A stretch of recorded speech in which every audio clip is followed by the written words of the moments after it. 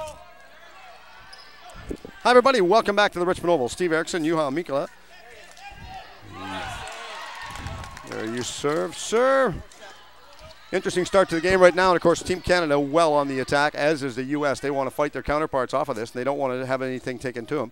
Jumping in, has it. She looks, taking it behind the net. She's guarding off the front side of the net, taking it almost past it out. A Lamb goes over against the sidewall, tries to clear it out. It's just bounced all the way up the center and jumped up right over top of the fence. Interesting concept to the game and the way they both started so aggressively. I think both teams really want to get a feel for each other. No team here knows what to expect. The rosters have changed so much. It's really exciting to see who gets the first good scoring chances. When was the last time these two teams did, if at all, meet to play against each other in a qualifier? This is the first time Canada and the U.S. are ever facing each other. So you're going to see a lot of trying to see matchups, different lineups here at the beginning. Okay, we'll watch them. Odegaard had control of the ball, but she lost it for a split second. Goes all the way back inside their own zone, back down. Cadu has control, threw it across on the far sideboards. Waits trying to pick control of it up. Shot it, not out. Camp had it for the U.S. Couldn't clear it out. Finally throw it all the way up to the center area and is dumped back down inside the zone. We got two referees, two young ladies doing the game tonight. Do you happen to know who they are? It's always nice to give them proper recognition. The two referees are from Helsinki. They actually referee in the Finnish Elite League.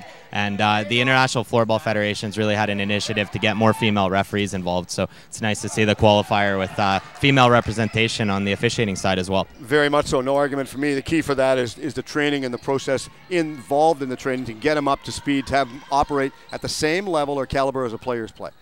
That's absolutely imperative. They're going to have the officials in the program. That's the one thing that I think our Canadian hockey are lacking. In that area, I see the players' level going so high, and the officials just, dragging their hind feet, so to speak. And one day they've got to pick it up. Behind the Canadian net, look, they're both fighting for it, trying to get control of the loose ball. It's thrown all the way up to the center area. Van der Hoven looked, had it, threw it back inside the corner, going after that one. Easy play, jumping in, has it, fights, bumps for it in the corner, waits. Verhoeven threw it on the far side boards. Deep to the right of the goaltender, well behind the line. Waits again against the boards, couldn't clear it out. Williams had it for the U.S., throws it all the way up to the center floor area, straight down, nice passing play over to Hagstrom, and she got the shot away. Good finish, good aggressive forechecking by the U.S. Yeah, and the Canadian defense was a little bit slow to set up there. Be interesting to see Canada's goaltending with Lou as well, playing in her first international floorball game, and see how her extensive international field hockey experience converts. The interesting part about that is more than anything else, I would chalk it up just solely to nerves. Once the nerves get out of your system, you relax, you settle it down, it's great. It's definitely, both teams have some experience from international games, but the majority of the rosters are new on both sides, so that's going to add to the nerves, as you mentioned. Big change for the coaching staff as well. Both coaches, trying to get familiarized with the players. And we were talking earlier on when I had the chance to talk to Peter Crosby, the coach for the team. He was telling me about the practice, how they get the players together, and that's always nice to have them work it out. Long pass all the way down inside the U.S. end zone. Going after that is Winkley. Winkley's the captain of the team, and that deflects up and out of play. I think that actually went off the stick for Hawk, off her stick. A little different. Explain a couple of the little rule changes that are different from what people are used to watching in the game. Well, big differences from hockey, obviously, in terms of the boards. The boards are about 50 centimeters high, and you'll see the ball going over the playing surface, similar to soccer, where a free hit will happen for the other team to get play back in. And the referees, when they're pointing, you can see which team is getting the free hit. Here, Canada with an offensive chance. We'll see what they do to set up and try to get a shot here. See if they can set it up and get it all controlled. Back, thrown in the far corner. Waits, looking for it, trying to get him out of the corner with it. Instead of that, they changed their mind, taking it behind the net once again. Winkley is guarded over her player. Looks, trying to jam it out, not going to get past the young goaltender. The young goaltender, Julia Ennis, comes out shaking her hand. I think they got her on the one of the wrists with a little bit. I can see her rubbing her hand, so I know something must have hurt. And it's interesting, you can see she chooses to play without any gloves. So at the beginning of the game, especially before you're warmed up, if you get a stick to the hands, it can hurt quite a bit. Very much. A little bit different from what people are familiar with, whether it's ball hockey or ice hockey, where the goaltenders have no stick, number one. So that's probably one of the biggest changes, that when people are watching this, they're going to look from home and they're saying, well, where'd the goalie stick go? They don't have one. Exactly. The goaltenders are almost playing a butterfly style all the time. It's a cross between the hockey everyone's so familiar with and also soccer goaltending. And you can see with the goalies that Canada has, one from ice hockey, one from field hockey. And in the U.S. net, you have an experienced European floorball goalie. So we'll see how they stack up. For sure. Long shot, well-placed shot, taken by Carr. Throwing that one in the corner. Waits doing a good job forechecking his Odegaard. Odegaard throws it up against the boards over to Hawk. Hawk goes after it. Looks long pass all the way up the floor to Gallus. Gallus had control through it in the middle. Cross floor. And that there you see a free hit call for the stick contact, I believe. And the referee clearly showing where the free hit is to be played. Very interesting, and I know that you and I have spoken a little bit earlier on about the simple fact that you did do a video up. If somebody wants to get a copy of this video about the rules and the game in general, how can they get one? Because I found it so informative and such a great teaching tool.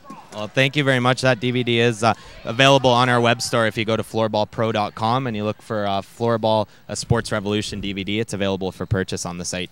Okay, and I strongly urge people to get it, especially if you're new to sport and you want to learn and get educated. Nothing wrong with that. That's deflected up and out of play. That actually went off Alem's, I think, shoulder, so deflected up. The U.S., I'm assuming, will get possession of the in-ball. Exactly. It's going to be a U.S. ball in the corner, and we'll see if they have any set plays they've been working on.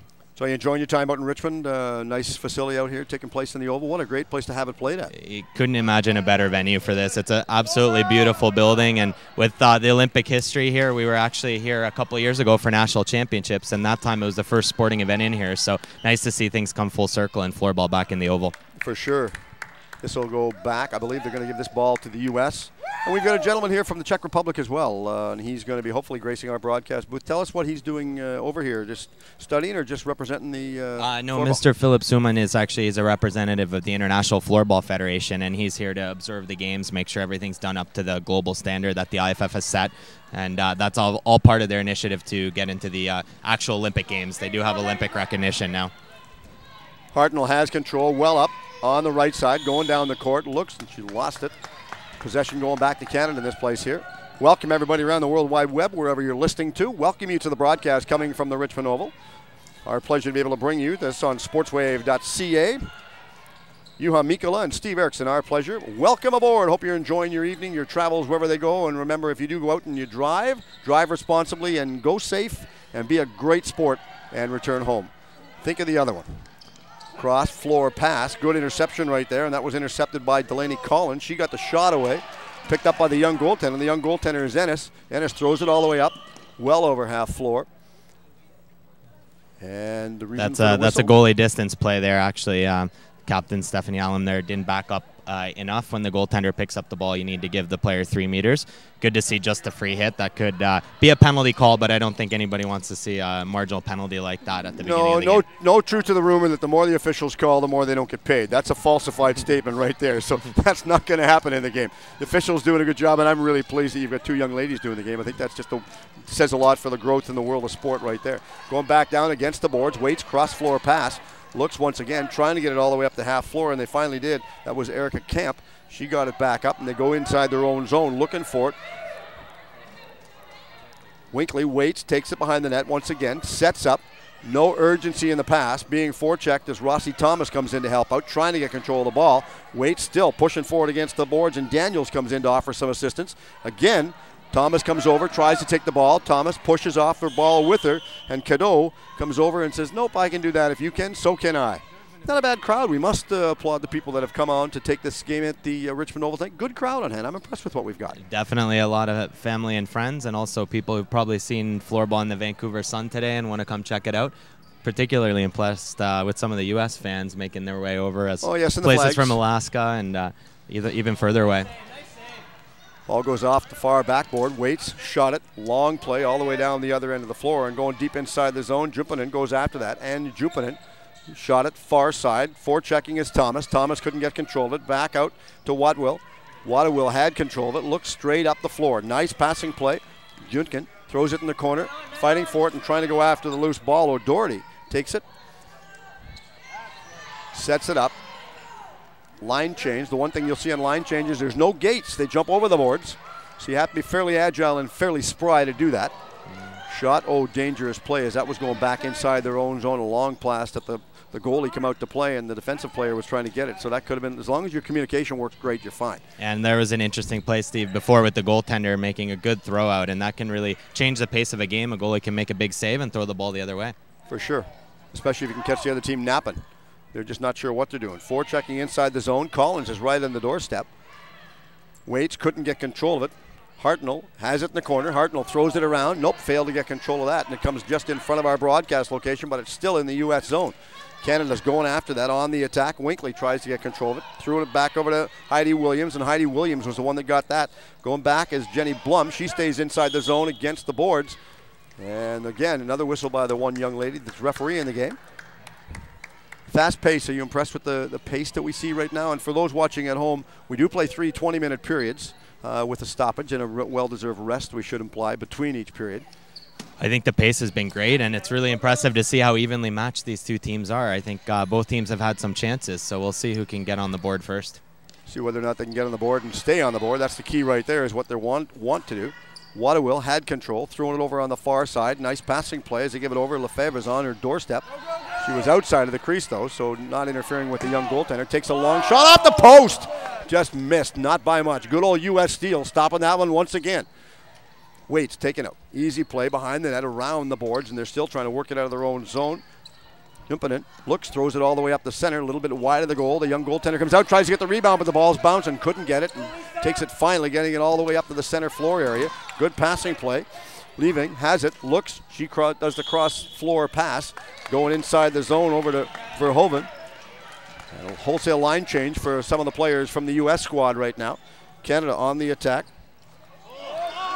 Finney looks, the goaltender coming out of her crease to stop that one. That was Ennis, and she's fighting very aggressive to get the ball whenever it goes back inside. And likewise, her counterpart at the other end, Lou, hasn't been really overly tested, only a couple of strange bounces. Yeah, they've been a little bit strange broken plays there, but she's been sharp, and it's not too many shots on goal, whereas on the other end, it seems like Canada's been a little bit more on target and very close with that last post. What are the average shots per game normally finish out at in an average game? Well, it definitely depends on the level in the game. I think you generally see a little bit more scoring than in ice hockey, but definitely depends on the teams and their systems. Leaving goes towards the corner. She's bumped off the ball by Camp. Camp finally gives the ball back, lost it. Verhoeven had control for Canada against the boards, trying to get it back into Verhoeven. Looks, waits, cross-floor pass, easy play, picked up by Camp. Camp throws it towards the net, off of the backboards. The young goaltender comes out of her net to stop that one.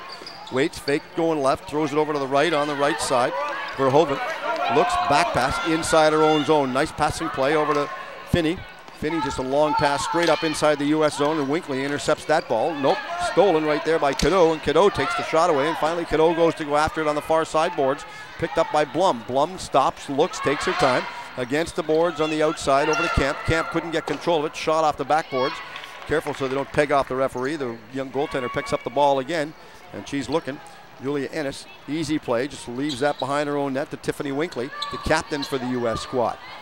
Tiffany's actually worked as the general manager for the team as well, so very involved with the sport, and actually lives in Switzerland and is part of the Swiss Floorball Federation over there as well. So. Big undertaking, and it's always nice, you know, to see the players advance and get not only as a player or a general manager, but get up and move themselves up into higher positions too. It does a wealth of solid perfection for the sport later on. Looks far side, nice play. Finally, Canada intercepts the ball. They throw it back towards the net. Cadeau was the one that got the shot away, and it goes over on the far side boards. Hagstrom picks that one up. Look, she takes it behind the net. Hagstrom lost the ball, and Canada is on the attack out of their own zone. Looks, throwing it deep inside the corner, and the young goaltender, Ennis, comes out of her net to stop it, leaves it. Good passing play. Ennis read that very, very well. Up to Thoney. Thoney had control, throwing it off the backboards just in front of our broadcast location once again, and Winkley picks that one up. Winkley back over to Jupanen. Jupanen, correction, had control of it. Looks wide open. They didn't give the ball, or they chose to take the long shot right there. And Lou comes out of her net to stop that one, just throws that one easily in the corner. Passing that off, long pass all the way up to Bellafleur, and she dumps it inside the zone and going off on a line change. Fast line changes. Definitely, and both teams. Canada's got a bigger bench here, so we'll see how the speed of the game affects how many lines both teams are playing. Also, numerically, yeah, they do. They've got a lot more number-wise. Yeah, and looking at also the both goaltenders have looked very confident and solid with the ball, not a lot of rebounds, and that certainly helps both teams with their confidence. It does, and the other thing with confidence, it settles the team down so they can play and not get over-rushed, because when you get rushed, that's when you start giving the ball away and pass it, make bad passes or errant passes, and can come back to haunt you in the end of it. Hansen has control. She lost it. It deflected up. The one thing this is going to do is it's going to get your heart pumped, because there's a lot of running out here. There's no walking on that floor at all. You can't coast. No offsides or icing either, so you've got to be in constant movement. And a lot of the systems the teams run are designed in particular to get movement going, so you're going to see a lot of running. That's what they want to do. On the steal, straight down, nice interception by Winkley. Winkley goes in, takes the shot, stopped by Lou, comes out of her net and holds on that one. Again, Winkley picks that one up. Winkley turns, stops, gives it over on the far side. Nice shot, goes in the corner, not far from our broadcast location. Again, they're going to pick that one up, and no urgency in their stride to come out of their own zone. They just take their time, just walking very patiently out of their own zone, which is a smart move to do it. Waits back down. Again, Lou holds on that. Looks, she's going to pass it over on the far side. Smart heads up passing play, straight down the floor, in the corner. Going after that is Elman. Passed it, but it went all the way back over center floor, inside the Canada zone. Back up again, over the half court. Waits, Elman has control, looks, throws it back to the inside, trying to get control of it. Never did so. And the U.S. on the attack, up over half floor. Waits takes the shot that deflected up and out of play. And one that took the shot was Erica Kemp. When you talk about the players that come to play in this game, I'm very impressed because some of them they play, we've got some playing for the Quebec Floorball League, others for Vancouver, some for Viking Floorball. And that's, where's the Viking from? That's a Toronto team. Toronto, yep. Instead of Toronto. And you've got Hamilton as well, Vancouver Floorball again, and I see Jagerbom's Floorball team as well. Yeah, it's definitely a national team, and in terms of the Canadian setup, it's interesting to see how all of the players are actually residents in Canada and players who've trained here and learned about the sport here, whereas the U.S. is going with a different approach, a lot of international experience, and players are actually who live abroad. For sure. Waits, Collins has control, takes the jam, couldn't get that one to fall. Waits again. Good solid outside pressure by the U.S. and Williams comes up. Williams has control, goes over on the far side. Collins is with him. Couldn't get control of the ball, and Hartnell stays with her. That's bumped up and off the play. You know, that could come back and haunt you, though, when you get players coming in from other countries, because eventually they're not going to be around, and they're just going to say, you know, you want to develop within your own country. Well, we've seen it with the Canadian team. There's been a little bit of players who've been based abroad, and this time, because the qualifier was here for various reasons, they weren't able to come. The U.S. was able to get players coming from abroad, so their roster is about 50-50. But I think as the game develops and more players pick up the game here, you are going to see a lot more players coming in from the North American system. And as we're talking, the U.S. scores a goal. They get the first marker on the board right there, so they're a pretty jubilant bunch right now. And they score the first goal. I'm not sure of the time in the period. And the U.S. fans are happy. They're going celebrating over here. Quick shot, quick goal, and a quick release right there to finish that one. So they go back. The goaltender's allowed to go all the way down the floor, I noticed, to cheer and help the team out. Well, that's a very European thing there with the celebration, and I'm not sure the Canadian team likes that if you look at their faces. Not something you'd see in hockey, surely, but in floorball it is quite common to go and do the entire cheer in front of the other team's bench. Well, the first thing for ice hockey is, as a goaltender, you're not permitted to go over the center floor, because if you do, it's a 2-minute minor penalty, according to Hockey Canada.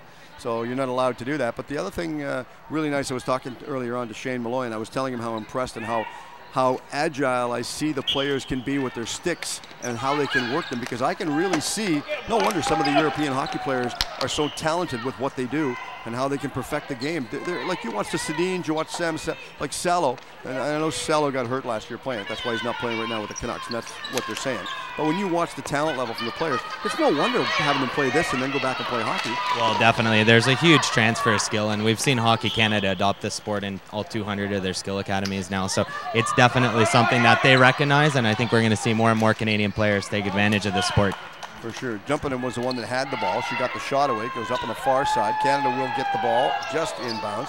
Daniels is the one that sets it up. Looks forechecking. Trying to block off the pass was number 18, Heidi Williams. And Heidi Williams just stays with her. Call her for pushing her back.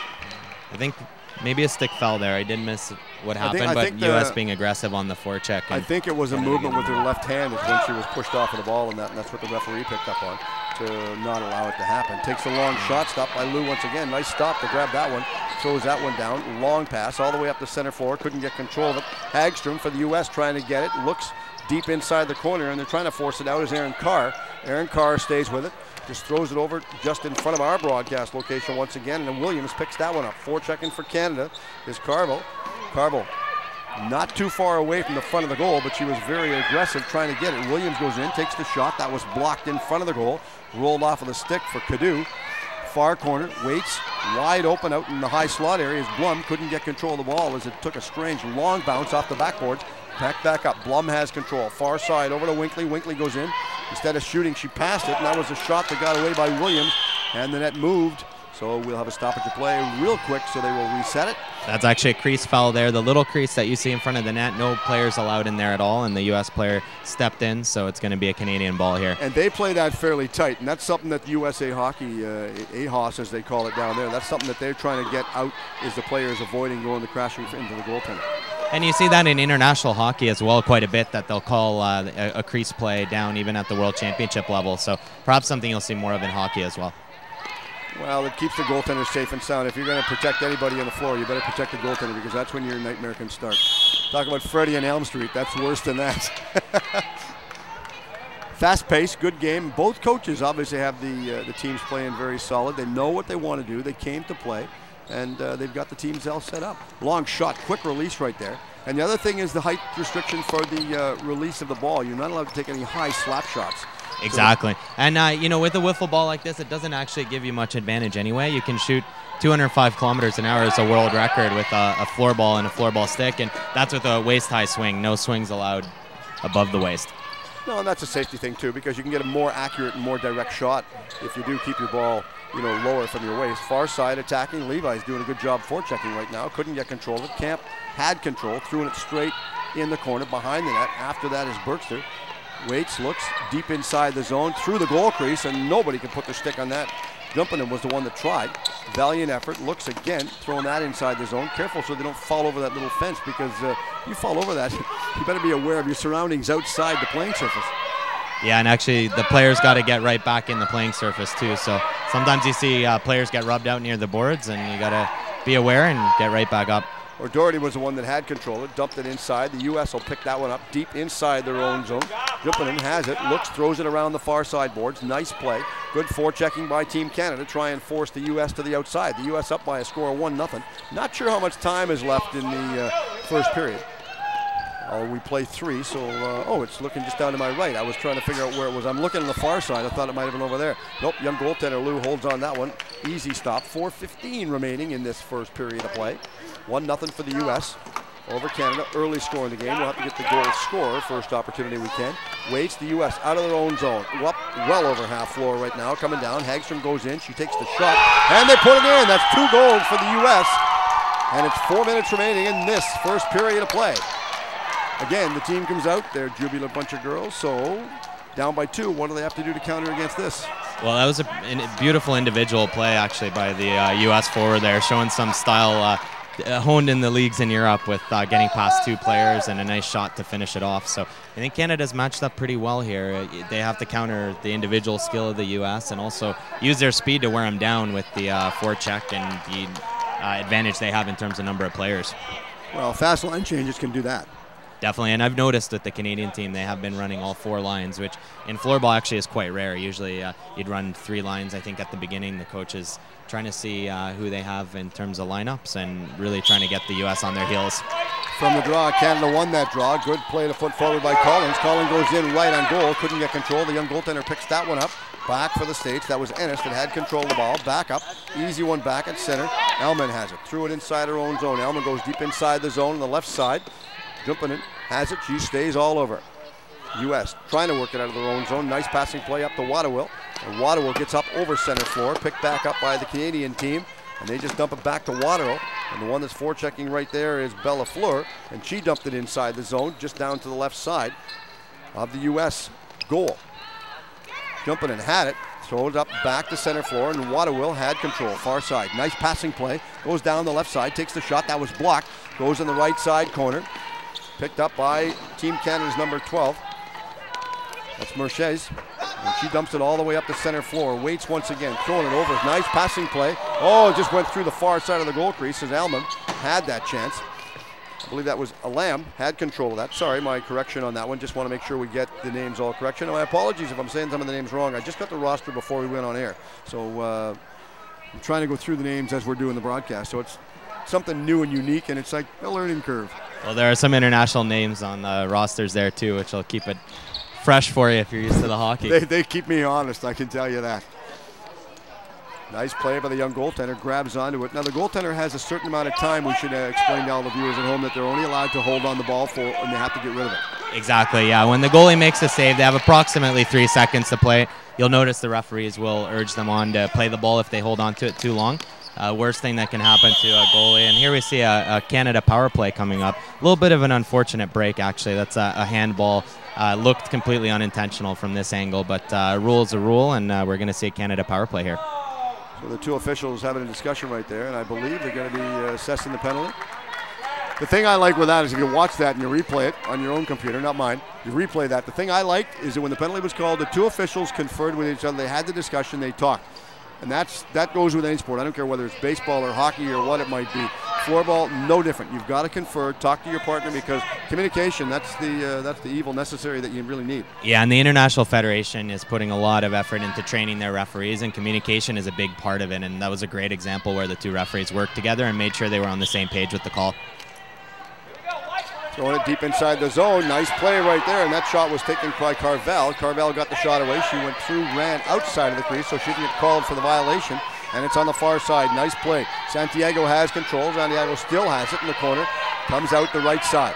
Santiago all the way up. Center floor right now. Takes her time, overrun the ball, and it gets back up. Nice passing play. She just easily handed that one over to O'Doherty, who throws it deep inside the zone. Waits. Canada's still pressing, still on the attack right now, and Carvel has it in the corner. Carvel's guarded off of the ball, still trying to get it loose as the fencing sort of moved. Is that what they call it? Fencing on the side of the boards, or what do they call it? Or small boards? I haven't heard that before, but just boards. That's pretty much what you call them, floorball boards. Canada puts it in, they get the marker. That would have been a power play goal.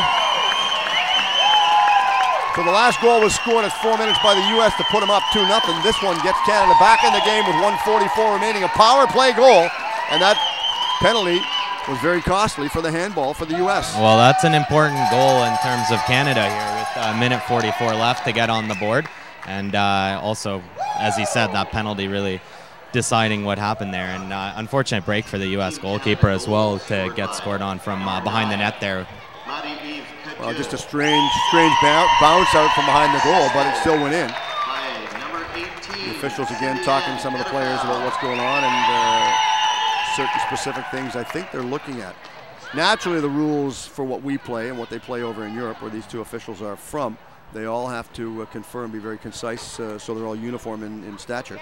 And that's the impressive thing about floorball globally is you can go and play a game in Stockholm, or you can fly over to Malaysia and go to Sydney from there and play with the local floorball clubs, and everyone's playing with the same official equipment, same official rules, and it's all done in uniform with the rule book, and that's a really impressive thing. And again, commendable for the International Federation and all the national associations to have set that up. And with the little conference there at the center was set up by Canada wanting to keep the ball for Cindy Ann as the first player to score for Canada here in the qualification tournament. Cindy Ann being a player from Quebec, scoring her first goal of the qualifier here in Canada's first goal. That's only fair that you allow her to keep the first one. That's always sentimental for her. By the time she gets to be a grandmother years and years and years from now, she'll understand the importance of that coming at the Richmond Oval. That's true, and maybe at that point floorball will be an Olympic game. Yes, because I'm told after checking out several sites that by 2020 it could be. It could be, and right now the status of the sport internationally is that it's actually recognized by the International Olympic Committee. 50 nations playing it. It's recognized to be a Summer Olympic sport, and the next step is to actually get become a medal sport, and that's not an easy task, but definitely something the International Floorball Federation is working towards. So work in progress as we're just under a minute remaining in this first period of play. Ball is going back down. Waterwill takes it behind the net, throws it easy over on the far side. And they're trying to come out of their own zone with it, but not having too much luck right now. Long play all the way coming up, and the young man up in front of us looked. He saw the ball bounce, and he wasn't sure what he was going to do. Of course, they're sporting Team Canada sweaters. A couple of young guys having fun out here, coming out to support the sport.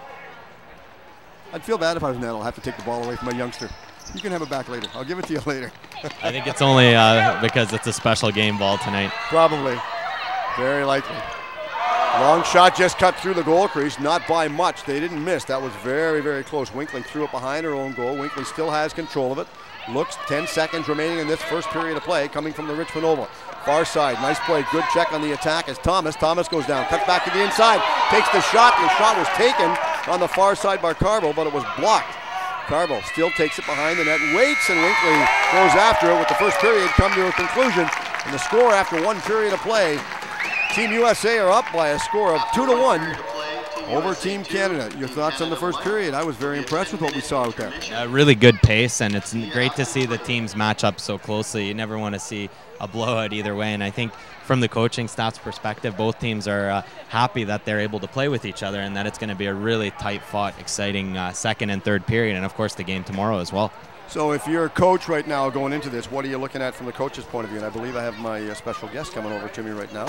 But you can tell me about what's going on, and then I'll move out there. Perfect. Yeah, I think, well, from the Canadian side, I want to get a little bit more shots on goal. I think that they were able to create some good situations there with creating some traffic in front of the net. For the U.S., they want to get their big guns there, some more shots, which they were getting through, but just slightly missing the net.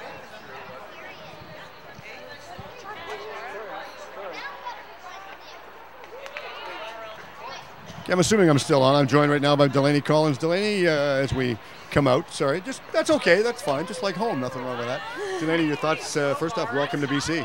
Thank you, I love it here. Enjoying your time in BC? Yeah, absolutely. Very much. Your thoughts on the first period of play, because they sort of took it to us, but then we come back, just under 2 minutes left in the first period, we managed to get the 1 goal.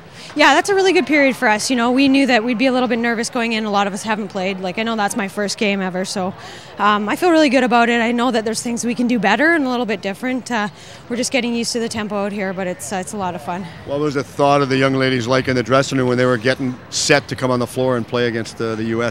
Oh, this is a great team. Everyone's extremely positive and supportive, and you know, there's just so much good energy. You know, we're down by a goal, but that doesn't seem to faze us. We're just going to keep coming every period.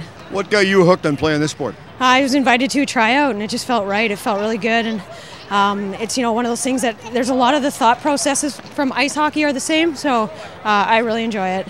How do you relate ice hockey to this? You know, it's a lot of the same tactics, and you know, you shoot. You want to shoot often. You want to control the ball. You know, you work with your teammates and line mates to try to create opportunities.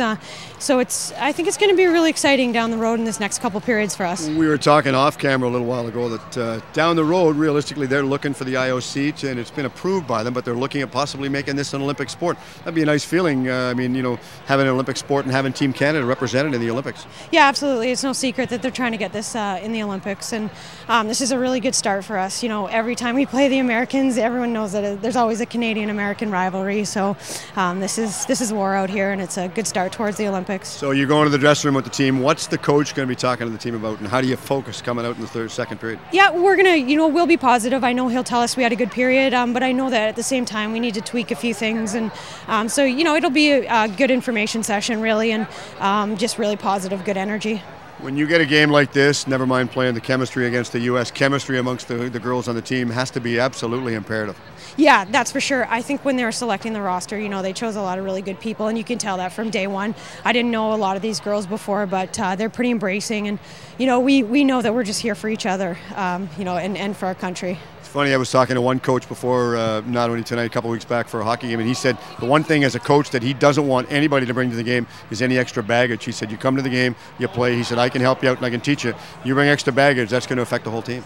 Well, exactly. And, you know, that always has a negative effect and a snowballing effect. And the reverse is true with our team. Everyone's so positive that it's just filtering throughout our team. Like, I'm not super happy with my period out there right now. That was my first one ever, but at the same time, I'm kind of a perfectionist, but I know that my teammates are, you know, really happy with it, and they're just going to encourage me, and we'll see what we can do in the second period. That'd be a big change, not having no offsides, no blue lines, no icings to be playing against. Yeah, I was cheating down on their end a little. Felt really nice. Didn't get caught. I wasn't offside. Didn't get caught, that's fine. As long as you don't get caught, that's what they always say. Yeah. Nothing ventured, nothing gained. All right, we'll let you run to the dressing room, and great first period. Thanks for doing this, and welcome BC, and all the best in the sport. Okay, thanks for having us. Thanks very much. Thank you. All right, good time. We're going to get one of the young ladies. Who's coming in? Sure, come on in. Sure, you can both come in. Watch your footage on that. I don't want either one of you to fall down. So right now, and Joanne, this is quite interesting, so you can introduce the assistant coaches so I make sure I get the pronunciation correct, because I can get in trouble at home. Well, just to clarify, this is my assistant general manager, Dodie Katz. You got promoted? I did. Real quick, that's good. This has got to be a nice feeling to bring this sport to BC, because until this event came here, nobody virtually knew about it. That's true. You know, everyone is saying that, hey, I've never heard of the sport called floorball, but it looks great. We're really excited. Team Canada's playing. the girls are doing a phenomenal job so far, and we're really excited to bring it here to the Richmond Oval. How do the two of you work as a pair, teaching the players the game, and who has more say? Well, I think really the teaching of the game we've left to the coaches. I think we have a lot of confidence in our coaches, and we've left that to them. In terms of us working together, I think that we complement each other very well, and I think we can finish each other's sentences, and we just go with the flow sometimes. Well, body language and chemistry plays a big role in this. We're watching the game. Are you pleased with the way the first period played out for you? Just outstanding. I'm really proud of this group of ladies. They came so focused and determined to play this game. You know, we didn't know what to expect, and so far so good. It's looking great. Really proud. Preparation and focus goes a long way. So what we've seen so far, albeit we let them get the first couple of goals and then we scrambled, got the one goal with 1:44 left. They're obviously going to the dressing room, and the coach is going to get them to build on that? Absolutely. I think we need to tighten up on a couple things. I think it's clear to the coaches what they need to tighten up on, and I think that you'll see an aggressive team come out again that's going to really push till the very end. For what we're seeing right now with the women playing at this level, and for everybody watching at home or around the world, wherever their travels might be taking them on this Friday evening, they're watching this, they're looking and going, okay, is there certain levels or different levels of classification that ladies can play in this sport? Well, in Canada, it hasn't developed to that point yet. In Canada, it's really at a grassroots level, but in Europe, it's played semi-professionally, and you know, there it starts all the way from a 7th division team to an elite level team. So certainly many levels that you can play at in Europe, but over here we're still getting things off the ground. Why would that be? We're so, seems like we're behind the 8 ball in that case. Well, I think that obviously a long time ago Canada adopted hockey as one of their national sports, and I think that this sport originated in Europe, so it's coming over here now, and so as it comes over here it grows, and it's grown at a tremendous amount in a short period of time. And I think that, you know, Floorball Canada has a very aggressive development scheme, so I think over the course of the next couple of years it's just going to continue to grow. You know, I can see this growing because what we're seeing right now, the talent level, the way the young ladies are playing this, I can see it going down and filtering down to different levels. No different from the program that they've got for Hockey Canada and that works under that, and I can see it growing because, let's face it, I mean, your coach brings a lot to the game for you. He certainly does. Peter has been outstanding, and he's really brought some great experience from hockey, and there's been some great skill transfer there. And as you guys are all seeing right now in the court, we've got this true Canadian hockey team playing floorball, and they're really doing a phenomenal job. So it's looking good so far. Well, I always tell everybody you've got to have 3 things to survive in the world of sports. You've got to have what I call the PhD of sport. You've got to have pride, hustle, and desire. You don't have any one of those PhDs, you go sit home and be a couch potato because you've got to excel. The one thing that we want to talk about this, you look at equipment, the young ladies, nobody's wearing a helmet, but safety is absolutely imperative from the officiating point of view. Safety plays a big role. I definitely think so. I think that that's a big focus in this sport, and I think that our team respects the other team a lot, and I definitely think that it is a great sport from a safety standpoint. Rink's a little bit smaller than the normal regulation ice rink. There's no slap shots allowed. Certain rules that have been put in, again, all to operate under the auspices of safety. So you look at the young ladies playing. To talk to them at home that are watching this or wherever the travels might take them, how do you sell the sport to them and say, come on out and get involved in our program? Well, you know, right now we're really going after the hockey market, ball hockey, field hockey, soccer players, and floorball is a great way to improve conditioning. Great dryland training. It's used in all the Hockey Canada skills academies as dryland training, which is great. And we're really going after those ladies and saying, here's a great sport to add to your collective of sports that you're playing right now. And for all the hockey players out there, the great thing about floorball is it's really a quick-paced game that develops conditioning and ball handling. So you can take those skills and bring them to the ice as well. So it's really a win-win. We can play hockey in the winter and floorball in the summer. I see a couple of players playing out here for the team that actually play ball hockey in BC for us. They sure do. So that's a nice feeling. As your position unfolds down the road, what do you have the team doing, or what sights do you have set in your own mind that you'd like to see the team persevere on and learn from here? I think obviously we're looking to grow this team from a recruiting standpoint, and obviously our ultimate goal is the World Championships in Switzerland, but if that's not the case, then we continue to build this program so that the next time there is a qualifier, we're that much more deeper and that we're that much more prepared. Obviously we're looking to the hockey market, the ball hockey market, and all those types to take those players that really can compete with the top competition in the world. Is the team involved, or are they playing in that the Canada Cup back in Ontario in the spring? Yeah, absolutely. So the next step, what would happen is we would be putting together a preliminary roster for the world team, and Canada Cup is the biggest tournament right now in North America. So the highest level of competition is certainly there in preparation for the Worlds, and we're definitely planning to enter a team into that tournament May 20th to 22nd in Toronto. And that's back in Toronto. And of course, I keep applauding all the people, and no different. I keep saying that all the volunteers, what I call the unsung heroes in the world of sport, seldom get recognized, but they're the ones that really make these events so successful. Absolutely, but you can't run an event like this without volunteers, and Floorball, BC Floorball has done an outstanding job. This is one of the best qualifiers to date in North America, and we thank them, and we hope that they do it again. All right, ladies, we're going to let you go because I see they're calling you. I can see them flagging you over on the far side. Excellent. I've got to go back with your better half or worst half. What is it? Worst, I guess. Oh, I got to say better half. People are watching. Yeah, okay, all right. We'll let you ladies go. Have a good game, and thank you for doing this. I'll talk to you after the game. Thank you very much. Thank you very much. All right, Juha's over there, so I'm going to see if I can bring him in real quick. And just bring Juha in real quick. I think he's standing back there right now, but we're going back behind the table and get ready to start the second period right after this.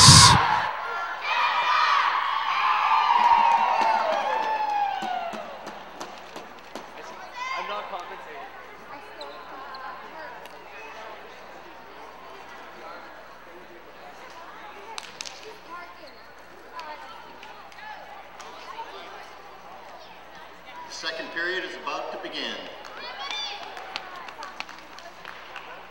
All right, all set right now. Get the second period of play underway from the Richmond Oval. Hello, everyone, and welcome back. Juha Mikkola and Steve Eriksson, our pleasure to bring you this game.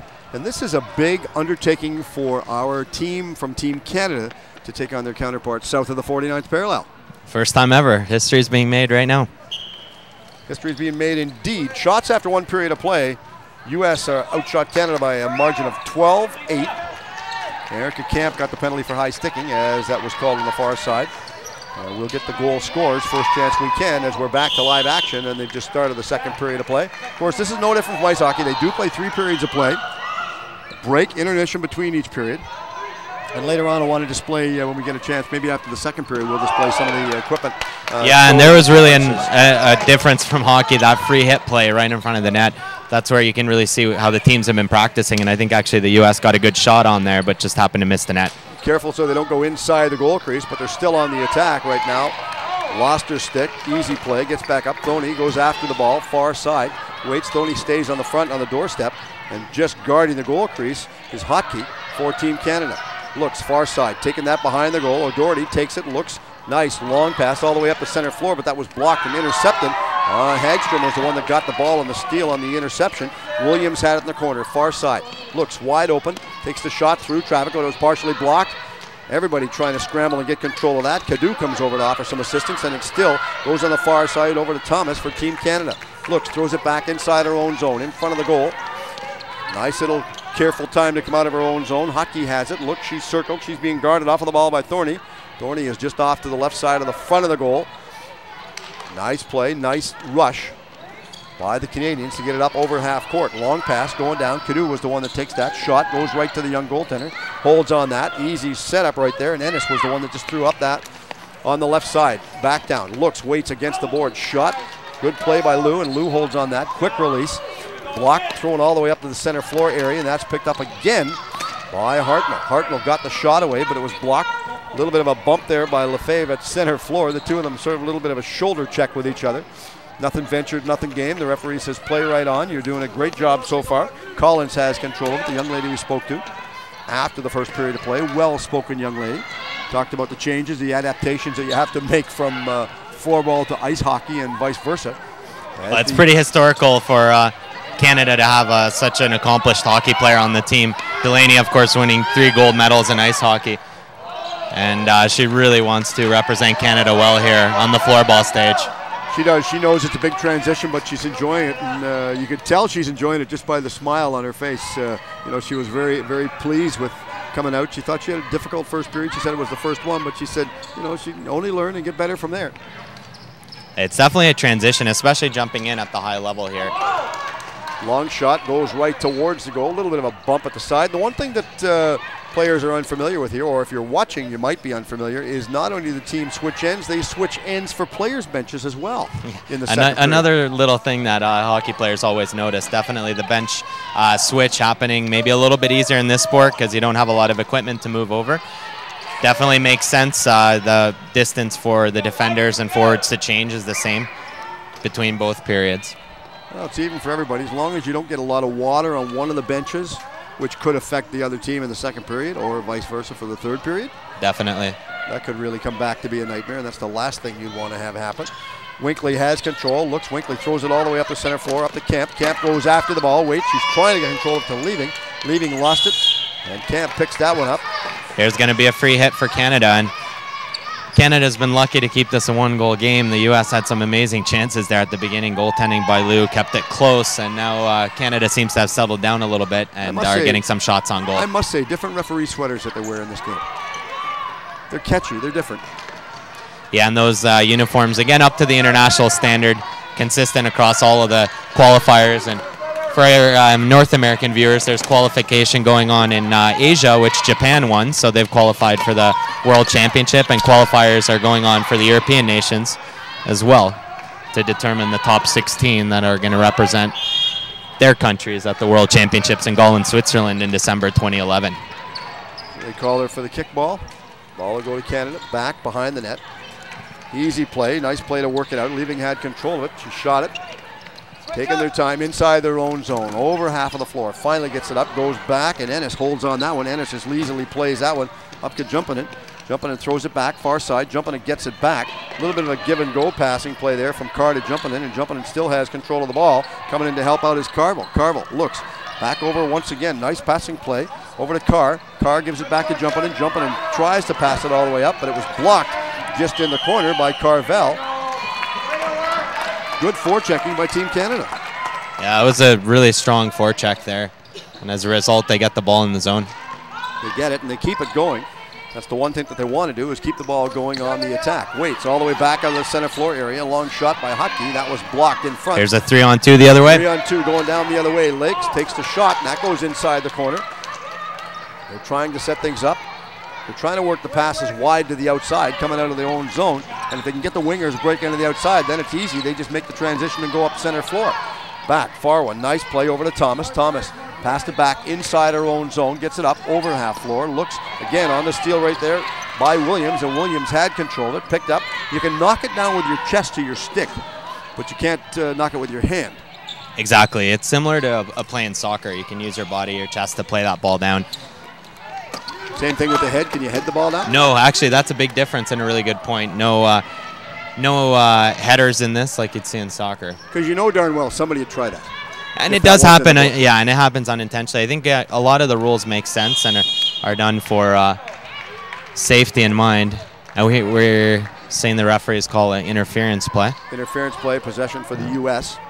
U.S. plays this one quickly. Back they over get to a Hansen. shot. Hansen got the There's shot a away big in that save. play. Nice stop right there by Lou, and she steered that one in the corner. Waits coming all the way out of their own zone. Nice passing play to Collins. Collins going down the right side, takes a shot. That was blocked, deflected wide on the far side. Nice play over to Hartnell. Hartnell has it in the corner. Looks, sets it up. Hartnell still takes her time. Centers it back out. Nice long shot. Got partially through traffic, and Ennis read that like a book. Back down inside the corner. And a little bit of a bump right there. Who are we going to give this one to? I wasn't sure whether this is U.S. or Canada. I think there was a U.S. did a little bit of a bump play to knock her off of the ball right there, so they'll go back and they'll still have control of it. They finally get it back up the center floor area. Intercepted right now by Thomas. Thomas guards, waits, looks. Daniel stays with her. Couldn't get it, and that was Camp. Goes in the zone, deep inside the zone once again. Lost the ball. Jumping in. Tried to center it back out in front on the far side. Easy play. And Berkster goes after that for the U.S. Waits. U.S. they were thinking about a line change, and then as the one young girl that was going off on the line change wanted to go off, she changed her mind. That was Jumping and wanted to go off, changed her mind, stayed back on the floor. See them standing up on the far side, only 3 of them, so they could be having a 3-person change on the far side. Oh, shot, strange bounce right to goal, and Lou had to be dangerously alert on that play. Goes all the way back up the center, nice play, picked up by Carr. Carr had control, it comes straight down, goes in, and Collins guards her. Far side. Nice play once again. Here's a penalty coming for Canada. Penalty coming against Canada right now as the U.S. has possession of the ball, and it deflects up and out of play. So we have a stoppage and we have a penalty. Did you see a signal from the referee?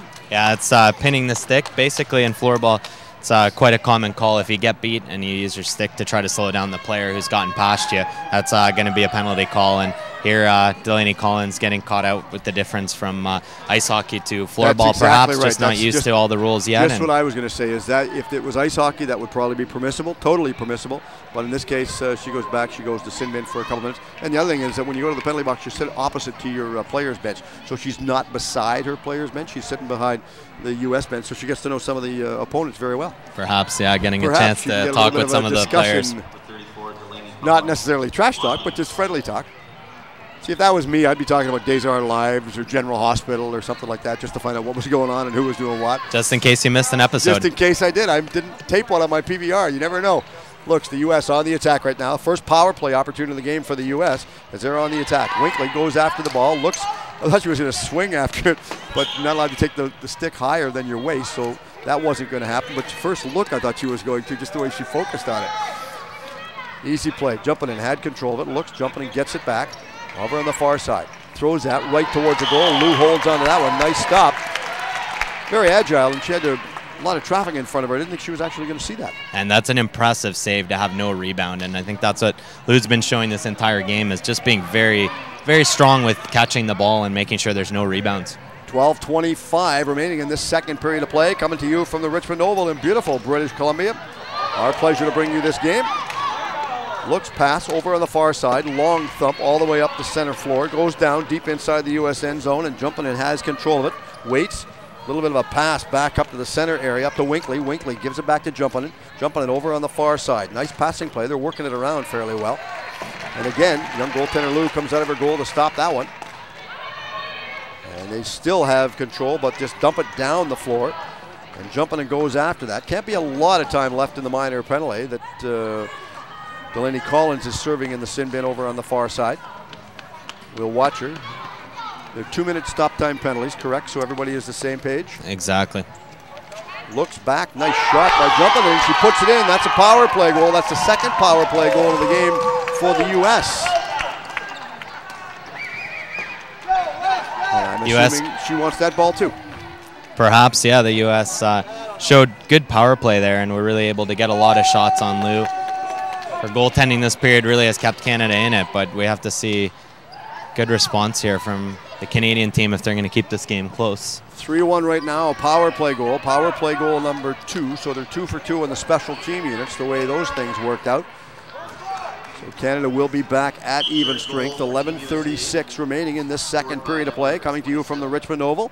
Referee will line them up at center. The one thing I've noticed about Annie Jumping is that she really is aggressive on the ball whenever it goes towards her.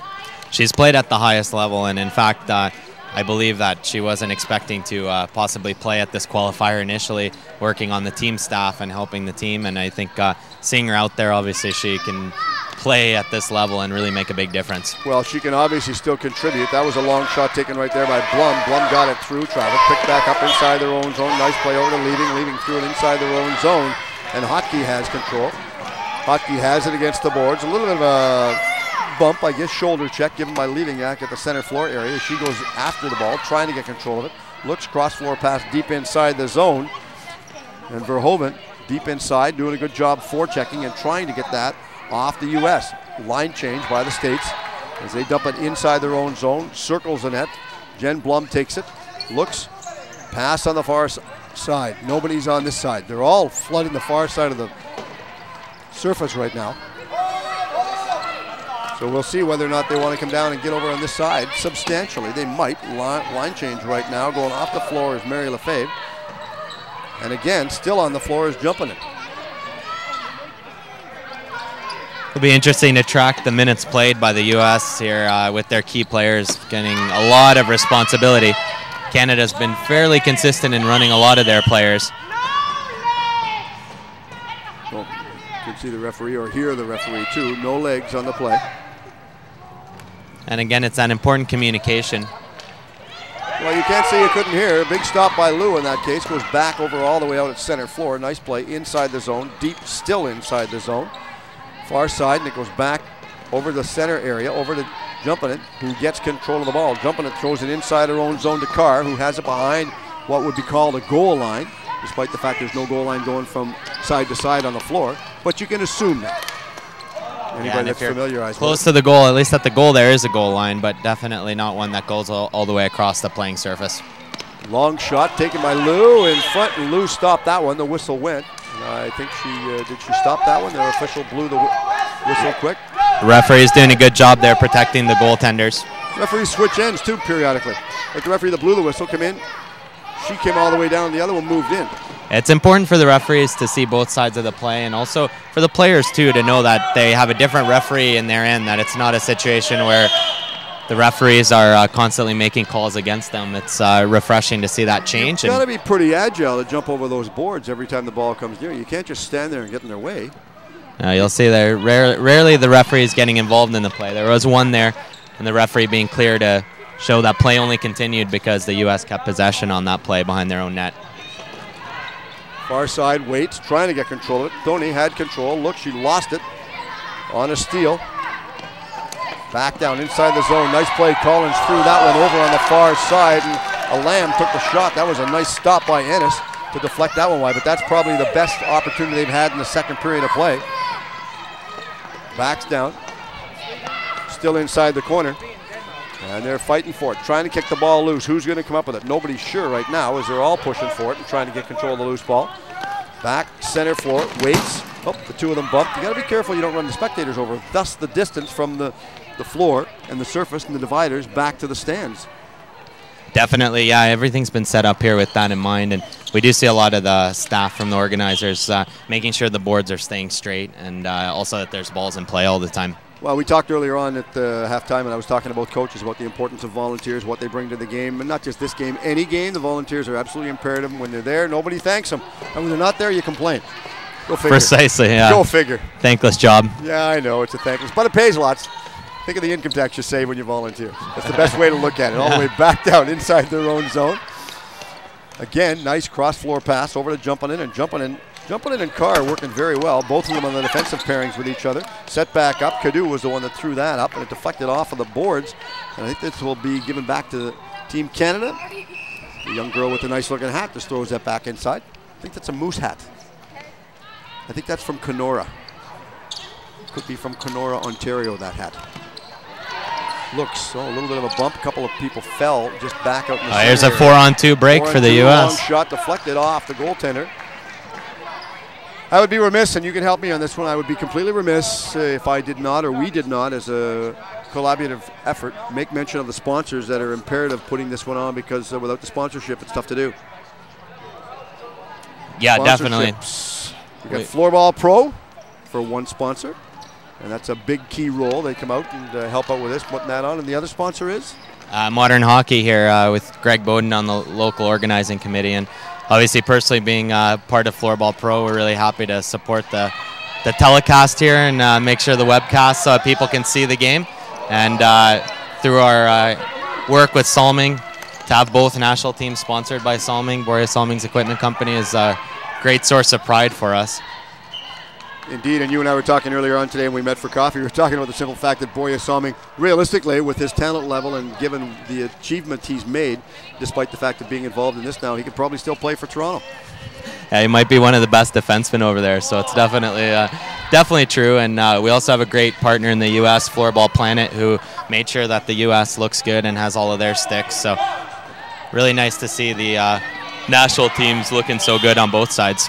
Well, it's always important, you know, when they open the door up to allow Europeans into the sports, hockey and other sports, it's always nice to see the talent level of achievement and success that they can rise to in other countries. And it's not just, yeah, okay, it's supposed to be our sport and all the rest of that stuff for hockey, number one. But when you look at other sports and you look at what they play in Europe, and look at this floorball over in Europe, the success of it. I mean, they've got 14 and 15 and 16,000 people taking a game in. It's incredible. I was there in December at the men's World Floorball Championship final in Helsinki, and to have 15,000 people, sold out crowd for Finland and Sweden, very, very impressive. And just the level of the event, true global sporting events. And what's going to be interesting to see in the next few years is as the International Floorball Federation expands those tournaments outside of the core countries, how the game can pick up in places like North America, but also in Asia and other European countries. Well, it's a good sport. It's very economical for families as we go straight down inside their own zone. Nice play. Roche's looks, had control, and she shot it, but it was partially blocked in front of their own net by Carr, who threw that one wide on the far side boards. Nice play, and jumping and throws it all the way down the floor, one end to the ice, coast to coast, as some of them like to relate to. Inside the corner once again. Team USA have control. Couldn't get that one back out, and Carr goes back out to the center floor area to try and get control of the ball. Off the boards in front of our broadcast location. Roches was the one that had it. Looks, great job forechecking by the Team Canada, as they're still pressuring, lots of pressure on him. Filney has it. Look, she was blocked. We have a penalty indicated by the officials. And this is, I believe it's a tripping penalty going and that penalty is actually a lying play, so playing on the ground. That's another unfortunate penalty for Canada there, just from inexperience. If you fall down in this game, you got to get back up before you play the ball. And there, the player just staying down on both knees and making the play, that's going to be a 2-minute penalty every time. See, now if this was ice hockey, people at home would say, that's a smart play. But for this, it's a penalty. Thus, one of the other significant differences in the games. And it's one of those things where, as a referee and as an administrator, if a player's down on the ground sliding around, there's a risk of them getting hit with the stick. Hard to see where the ball is and who's got it in play, and that's the origin of the rule. Definitely makes sense for indoor sports, but one of those situations where a little bit of an inexperience on the Canadian side. So have a face-off at center. As indicated by the signal the referee had gave. See, I watched your video today. I know some of the signals. Not all of them yet, but I know a lot of them. Some of them are pretty comparable to ice hockey, but not all. Small differences, and we're going to see how the U.S. power play responds here. Again, this is the third power play opportunity of the game, so it's very imperative you stay out of the sin bin so you don't get yourself tagged up on the penalty. Well, definitely, and you want if you're going to take penalties, they have to be penalties that prevent scoring chances. It's always a difficult situation if it's something that happens in the offensive zone, like in that situation there. Winkley had the ball. Look, Winkley passed it over on the far side over to Hagstrom, who got the shot away. Hagstrom comes over near side boards, picks it back up, back out to center floor area. Nice passing play. She got it back over to Tiffany Winkley. Winkley got the shot, threw it in the corner, stopped by Lou. Throws that and back out. Looks, again, long shot, but that rolled off of the heel of Hagstrom's stick, and Team Canada just dumps it all the way leisurely down the floor. Picked up inside the U.S. end zone by Marie Hagstrom. Takes your time. 5:20 left in this second period of play. 3-1 for Team USA, and Team USA are on their third power play opportunity of the game. Currently batting 100%, going 2 for 2 right now on the special team units as it goes straight up over half floor. Takes the shot. That was blocked, picked up, and it was still blocked back at center floor. Nice shot got away by Hansen. Again, Team Canada picks that one up. Bella Fleur had control. Canada on a line change, wholesale line change, and the ball goes up and out of play on the far side. Good conversation with before the game tonight that I spoke to with Mr. Peter Crosby. He's involved in Hockey Canada ice hockey program as well. He is, and he's actually a coach in the Canadian Women's Hockey League, where we have 4 of the players on the Canadian team are from, and he's seen floorball for many, many years as part of the Hockey Canada Skills Academy. And there you see another great save by Lou, just really staying strong and keeping Canada in this game. Nice play. She stayed strong and she stayed focused, so she wasn't going to lose that on the ball, and she just set her sights on it and knew what she wanted to do. U.S. trying to get out of their own zone. Careful play on the far side over to Hagstrom. Hagstrom throws it straight down the floor, and that's picked up by one of our Team Canada players inside the corner, and they're trying to work their way out. I think she put her stick or trapped the stick over top of the ball. I think that's what they made the call for. Indicated by the one young lady reffing the game back deep inside the zone. And again, Winkley got the shot away, picked up near side boards. Good shot by Hansen, and she just passed that over. Waits, again, takes the shot. That puts him again. A power play goal by Team USA. That puts them up by a margin right now, 4-1 in the contest, coming to you from the Richmond Oval. One thing to tell you, play disciplined, play strong, stay out of the penalty box. Yeah, there's a great scoring chance for the U.S., and they make no mistake. That's a difficult one for anybody to stop by being able to step right into the slot there. Well, it was a tough one, and considering the way the young goaltender, Lou, for Team Canada has played, she's made 3 or 4 stops just before that. She's played very solid, so you can't fault her on that one. No, not at all, and I think there's a good display of Marie Hagstrom's skill to be able to step in like that, really change the angle of where she fired that shot, get a good shot off from a key scoring chance, and she makes no mistake there. We'll show the sticks after the second period of play and the equipment that they use. A little bit different than how you can actually control the ball, because in watching the video again, you're pretty conversant with how you can handle that ball, I'm told, eh? Yeah, there's a lot you can do, and definitely in terms of the equipment, if you want to see a little bit more, you can check out our website at floorballpro.com. We do have a competition going on if you go find our Facebook page at Floorball Pro in terms of guessing the score, the combined score, and you can win a brand new stick. And it's a good stick, very, very light in fiber. I believe it's carbon fiber made, is it? Yeah, the top end sticks really use space age carbon fiber materials you'd see in either high-end hockey sticks or even high-end golf clubs, so very advanced technology. Very much. That deflected, I think that actually deflected off Berkster's stick for Team USA, so they'll get Canada the ball as they're going to get the ball inbound in the far corner. Looks, takes her time, coming straight up the floor is Delaney Collins, as she goes deep, driving right in front of the goal crease.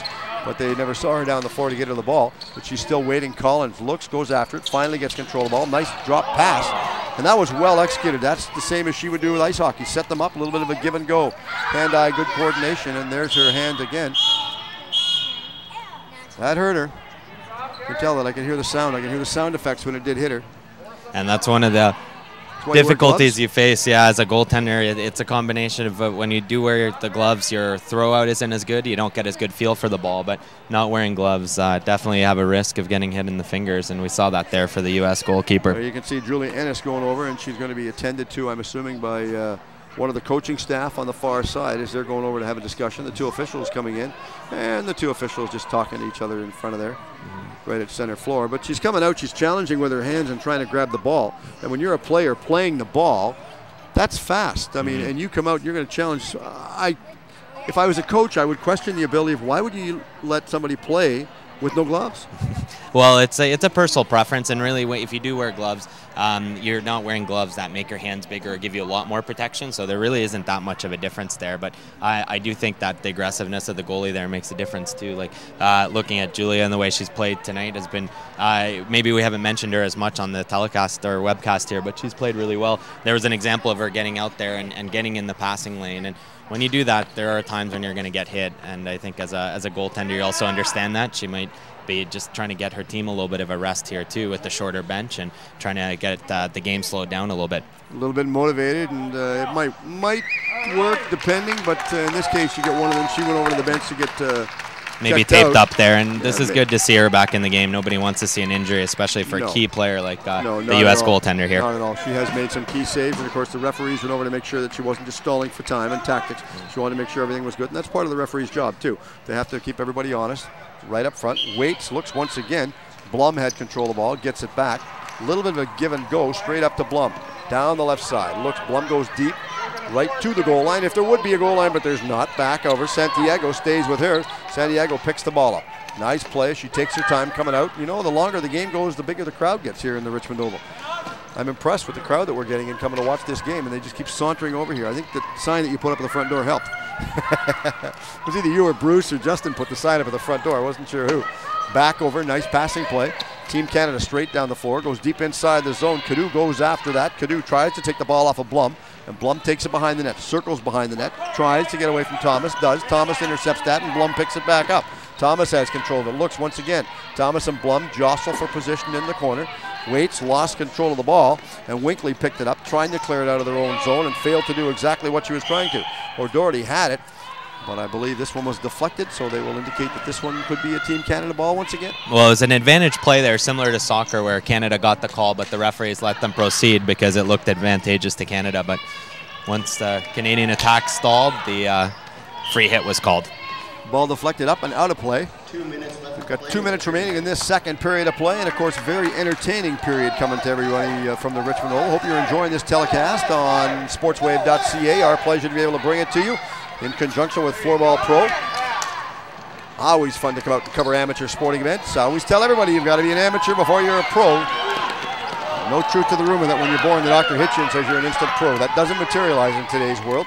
Back down, deep in the zone. Wait, they're trying to get control of it. And O'Doherty had it. Look, she's guarded off of the ball pretty easily by Lefebvre. And Lefebvre just forced her behind the net.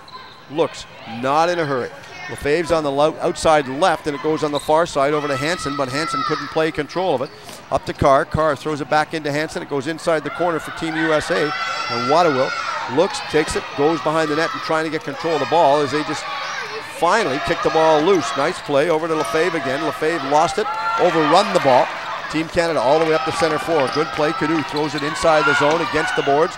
Picking that one up. Easy play by Carr, and Carr takes it, circles behind the net. No rush. 1:04 remaining in the second period of play, and Team USA settling things down to control the tempo of the game. Jumping and has control. Last minute of play in the second period right now as the U.S. on their way, marching up over half floor. Waits, looks. Nice little back pass by Hansen as she throws it back over to Jumpinen, far side. Good passing play again to Blum. Blum goes down, throws it against the boards and deflected out of play.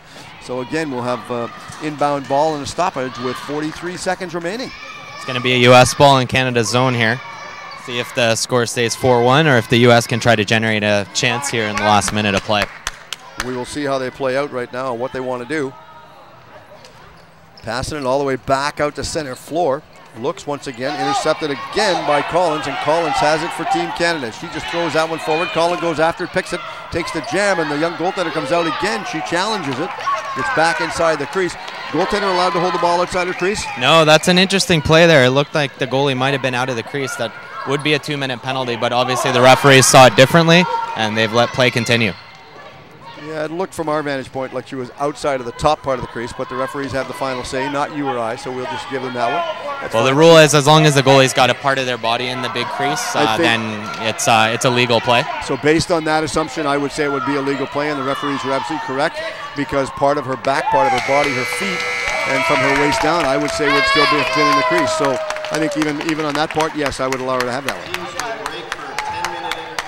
So the teams will get set for a 10-minute intermission break right now, and your thoughts on the second period? Interesting one, but they've got to quit taking the penalties and go to the penalty box, albeit sometimes, you know, you question the penalties, but they were deserved penalties, and they've got to stay out of the box. Yeah, and that inexperience there with the few penalties that Canada took proved to be really costly with the U.S. power play playing as well as they did. Definitely Canada's got to stay out of the box, but I also look at the offense right now. From the Canadian perspective, not really generating a lot of good scoring chances. A few there, but mostly broken plays, whereas the U.S. is getting a lot of clean looks and shots. Goaltending right now is keeping them in it. Very much so, very, very much so. And I think we're getting ready. We're going to have another player come over to our broadcast location, so we'll just step out here and we'll get a hold of her. You can just talk real quick, and then I'll take it out of your position.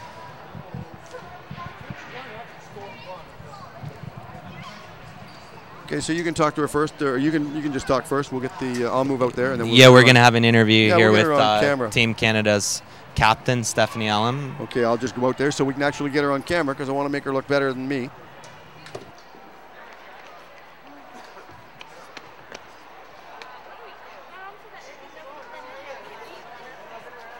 Better late than never. We're going to be back outside here. And we're going to be talking to a couple of players, and I know we're going to be waiting and getting a couple of interviews with some people. Hopefully they can all work out as we get set. Justin can adjust the camera for us and all that. Right in front of all my fans. Yes, all your family and friends, and they all want. Oh, they're cheering for you. I can see, no question. Love it. All right, so no trick questions for you. Your thoughts on the first two periods of play? We've been commenting. You got to stay out of the penalty box. Absolutely, we do. We're still learning. We're coming along though. I thought we're playing tough and hard, but we just need to put it in the net. What did you do to focus going into tonight's game against the U.S.? Because Team Canada, the U.S., for whatever it is, it's like a love-hate relationship. It's like a marriage gone wrong sometimes. Yeah, we just need to put it in the net and keep communicating. This is a big thing that we're learning. We've all just met this week, so we need to communicate, get to know each other, but we're having a great time. Just met this week and you're playing. That's an interesting concept for anyone. We're pretty good, hey? Very, very much so. You thought you're going to the dressing room, you're down right now on the scoreboard, but not in the hearts of the Canadian public. Absolutely. Right now, you're going to the dressing room. What are you going to bring back to the third period? Just keep pushing. We need to keep pushing hard. We need to, like I said, keep communicating, and we just need to play with our heart in our sleeve like us Canadians do, and just have a good time out there. We bleed red blood, that's all. Absolutely. In Canada. We're very passionate about what we do. Cheers. This is a growing sport. We talked about the success for hockey, for other sports in the world, and especially in Canada. But this sport here, I can see it really taking off down the road, and having young girls get involved in this sport? Absolutely, it's really important, and I know that we're pushing them in the sport in schools now, so kids are learning at a young age, which is very important. And it's nice to know that young girls and young boys are learning this at a young age, so that as they get older, they'll really know the sport. And yeah. You know, the interesting part about that is I've got a couple of young granddaughters, and the one part about that is the one thing I look at as a parent and a grandparent now, the one thing I look at, this is very safety for all the young girls that want to play. Safety-minded. Absolutely, and that's why girls love it. I know we like to play a little tough too, but no, No. But no, that's why the schools are loving it, because it's a very safe sport. Not a lot of contact, and the girls are having a good time at it too. So girls and boys, everyone's loving it, and we love it here in Canada. So For sure. Nice time at the Richmond Oval. Everybody's enjoying themselves. Absolutely beautiful place, and we love being here in Canada and playing for our country. All right, we're going to let you go. You've got a little bit of a rest, well-deserved rest. Thank you very much for doing this, and good luck with everything you do with Team Canada. Thank you very much. Thank you so much. Thank you. Have a good night. You can wave to your fans now. They're all here. All right, lots of fans. Sure, lots of fan support. Come on over. I believe we're going to Philip over here. Come on over, Philip. Just the correct pronunciation for your last name. Philip is the first name. Correct pronunciation for the last one? Schumann. It's Schumann. Schumann, okay. And you are the president for the Czech...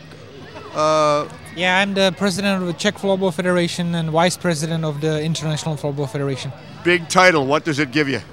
Actually, a lot of floorball work, and it used to be my hobby and became a work, and floorball is my living for last 11 years. Floorball continues to grow, and this is basically the first time it's ever been introduced out to the Lower Mainland at the Richmond Oval here. Nice crowd on hand to take the game in. Yeah, great game and great atmosphere, and I'm pretty sure that tomorrow it will be even better. I was talking earlier on when I was talking off camera to Shane Malloy about the simple fact of the growth of the sport and where we can see it growing, the talent level. You watch this, you watch the hand-eye coordination of the players, the way they can control and manipulate the ball.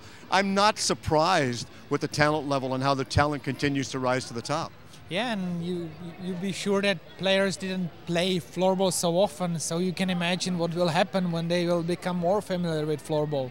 How close does the International Federation work with the Canadian floorball? I think it's improving a lot because the level of organization within Canada is improving. So we know that Canada is the key for becoming a global sport. Ice hockey has a great tradition here in Canada, and I'm quite sure that everybody sees that floorball can be a great version and great play for all kids in all schools. That's how it became a big sport in Europe. So I'm quite sure that we will work even more closely than before. Are you looking at the possibilities of another 9 or 10 years down the road to actually be an Olympic sport? Yeah, I think there's a lot of work in front of us, but we have to have high goals.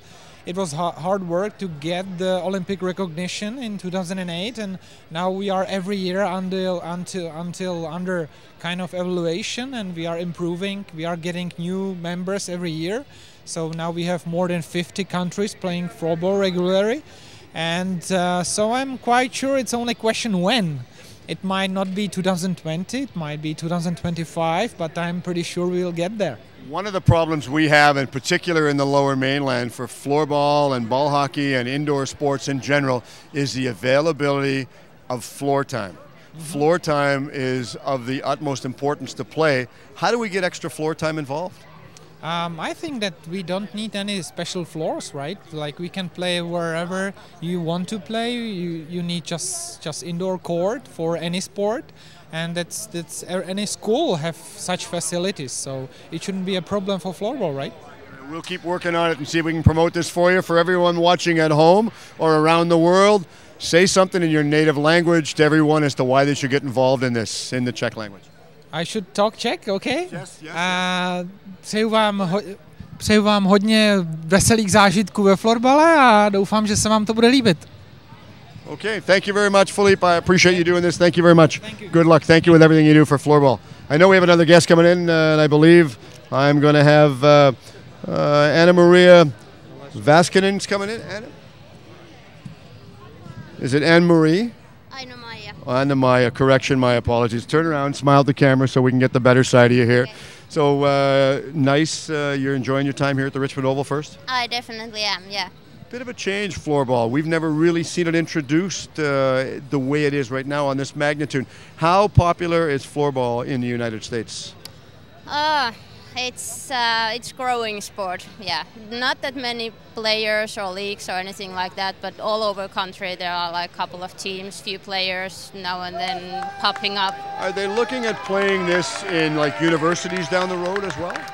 We hope so. That's definitely the place where you should start playing floorball. How do you compare the recruitment policy? Because in Canada, one of the things we have a concern with is trying to get players to play. Naturally, with the United States being a bigger country, you've got more schools playing. You should have more of a population to get more girls involved in the sport. How do you work at getting them involved? Just like you said, we need to go to the schools, start up a few teams, get people involved. You've got to be happy. You've got to be happy after 2 periods. The team's up by a score of 4-1 over Canada. Yeah, but the game is not over, so. Good way to look at it. Good way to look at it. The team, they're working very well, and they're playing very solid. I'm very impressed with the talent level I'm seeing on the floor. Yeah, me too. And solid is exactly the word what I'm seeing too. Not that many mistakes from either of the teams. Yeah, great playing. Strong, right from the goal out. Yeah, that's exactly. The key from here. So what's next down the road for the United States when they leave here? Sorry? What do you do next? What is there? Another tournament you're involved in, or what's next for you? Well, hopefully Switzerland in December. Long time between now and then. There's the Canada Cup is being held in Ontario. Does the U.S. attend that, the women's team? Every now and then, yeah. We have had teams there, so hopefully in the future too. All right, well, thank you very much for doing this, and good luck with everything here down the road. Thank you. Thank you. Enjoy your night. Thank you very much. All right, I think we're ready to turn our attention back right now, and we're going to get my buddy Juha is coming back inside. We're going to show some of the equipment right now as the teams are slowly making their way. Juha, I just want to impress. Very nice words and all that from both the players. Yep. But let's talk first off. Let's talk about the stick, the difference in the stick and what we're seeing. So you can show the stick to the camera. Yeah. So this is actually a Salming Arrow stick. It's our next year's blade style that's coming out.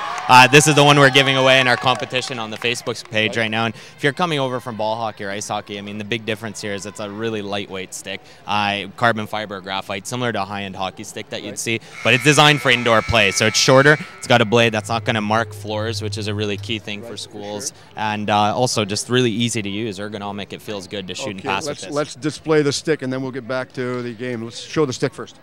Or pardon me, the shoe. Pardon me. Oh yeah, we also have a new shoe coming out called the Salming X Factor, which is going to be available in the fall next year. We're going to go turn our attention to the broadcast booth and watch the game right now as it just started the 3rd period of play. So we'll go back to the game and follow that as that's underway.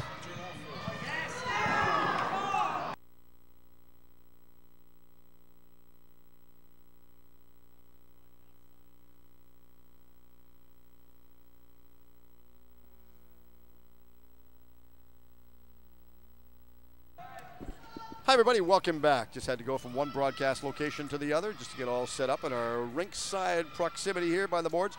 4-1 right now as we look. We enter the 3rd period of play. 4-1 the score, 19:22 remaining in this 3rd period. Good words from the players that want to talk and they want to naturally promote the sport and excel the sport and grow it. No different from your company as well as others. Definitely, yeah. We're proud to be able to help broadcast this game and get it online. And obviously thankful for everybody who's tuning in to watch. Really exciting game. And we'll see if the U.S. is going to feel any fatigue with their shorter bench here. And also with Canada getting settled down, anytime you have so many new players to the sport on the roster, we'll see how they feel coming into the 3rd here. Long pass, cross over to Thomas, and Thomas had control of that for Team Canada. She just threw that back inside her own zone. Nice little give-and-go play. Back to Daniels. That deflected up and out of play. Interesting play, and of course, I'm looking and trying to see the shots. Shots after 2 periods of play. I'm just trying to figure it out. 25 for the U.S., and what is it for Team Canada? 17 for Team Canada after 2 periods of play. So Canada being outshot on the margin of error right there by 25-17. So 8 shots, that's a big shot considering there's 4 goals difference in the contest right now. Canada looks, and again, Canada is going from our right to left on your computers or your sets at home. If you're watching, the ball goes to the young goaltender Ennis, who injured her hand in the 2nd period, but she obviously got taped up and now she's healthy. Goes back on a steal, straight down, nice play. Carvel goes in, takes a shot, and that was deflected wide by Ennis over in the corner on the far side. Good passing play by Team Canada, worked their play going down the floor. Again, that was blocked, still inside the corner. Waits trying to get control of that ball as Carr had control. Carr throws it straight up to the center floor, up to Waterwill, and Waterwill gives it over on the far side. Shot high, blocked, knocked out of the air by Lefebvre, who still gets control of the ball as it goes in front of the net. It's all the way back down inside the U.S. half of the floor over to Jumpinen. And Jumpinen, I'm very impressed again. I've said it in the second period, but she brings a lot to the game, and they're obviously keying on her as a key player, instrumental in the success for the team. Definitely. She's a physical, strong player. Has a lot of size there at the back end, controls the play. Ball's deflected really making a difference for the U.S. Up and out of play as we go back. The U.S. will get control of the ball. Looks, waits once again, setting things up. No urgency in the throw right there. Ball goes up and deflected out of play. Just a reminder, if you're watching this around the world on the World Wide Web, wherever your view might be taking you to and from, I've got a question on my sportswave.ca website. Let me know, with all the success recently of the Olympics, I don't care where you live, do you think it basically is helped or has helped the sport in your area, regardless of your level of living, whether it's Canada, the U.S., whatever? Do you think the Olympic success helped you and the community in your area? Let me know. Vote on my website, and we'll visit the polls later on. Looks, goes right to the young goaltender, Ennis, and Ennis holds on that, throws that wide to the outside.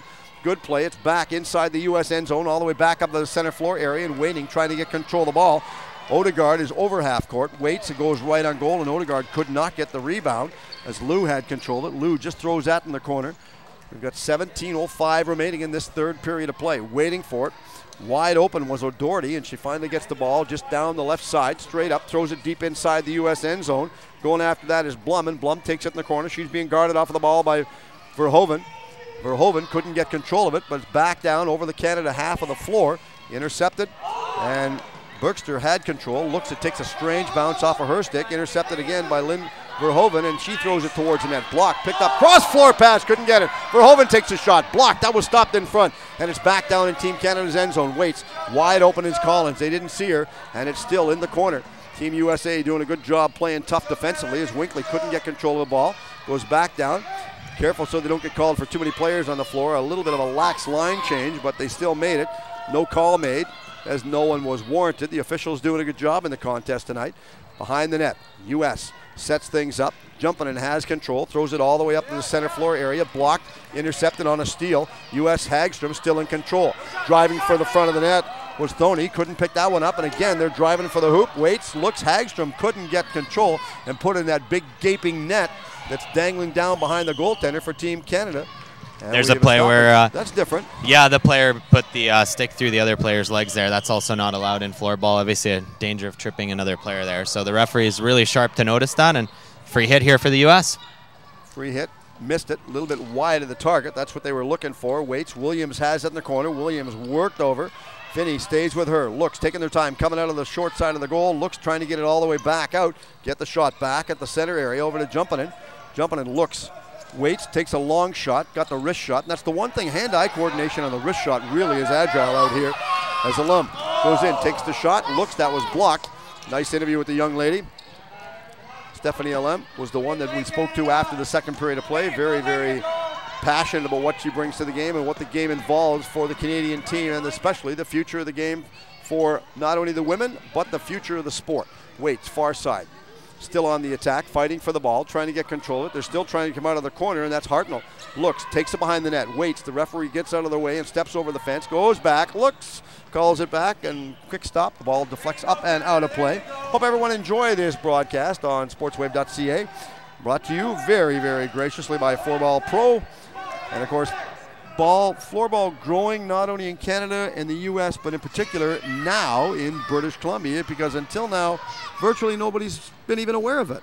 Yeah, and it was funny, actually. I think that one of the biggest PR initiatives that floorball had wasn't done by anybody in floorball. It was Sami Salo of the Vancouver Canucks, who got injured playing in an off-season floorball game in Finland. Right. And after that, wasn't unheard of to get 30,000, 40,000 hits on some of the floorball websites. So definitely something that helped get the game in the public eye, and maybe not positive for Sami himself, but a good thing for the sport. It definitely showed how many NHL players use it as an off-season training sport. They do. Even not only Salo, but even the Sedins, Henrik and Daniel, play it as well.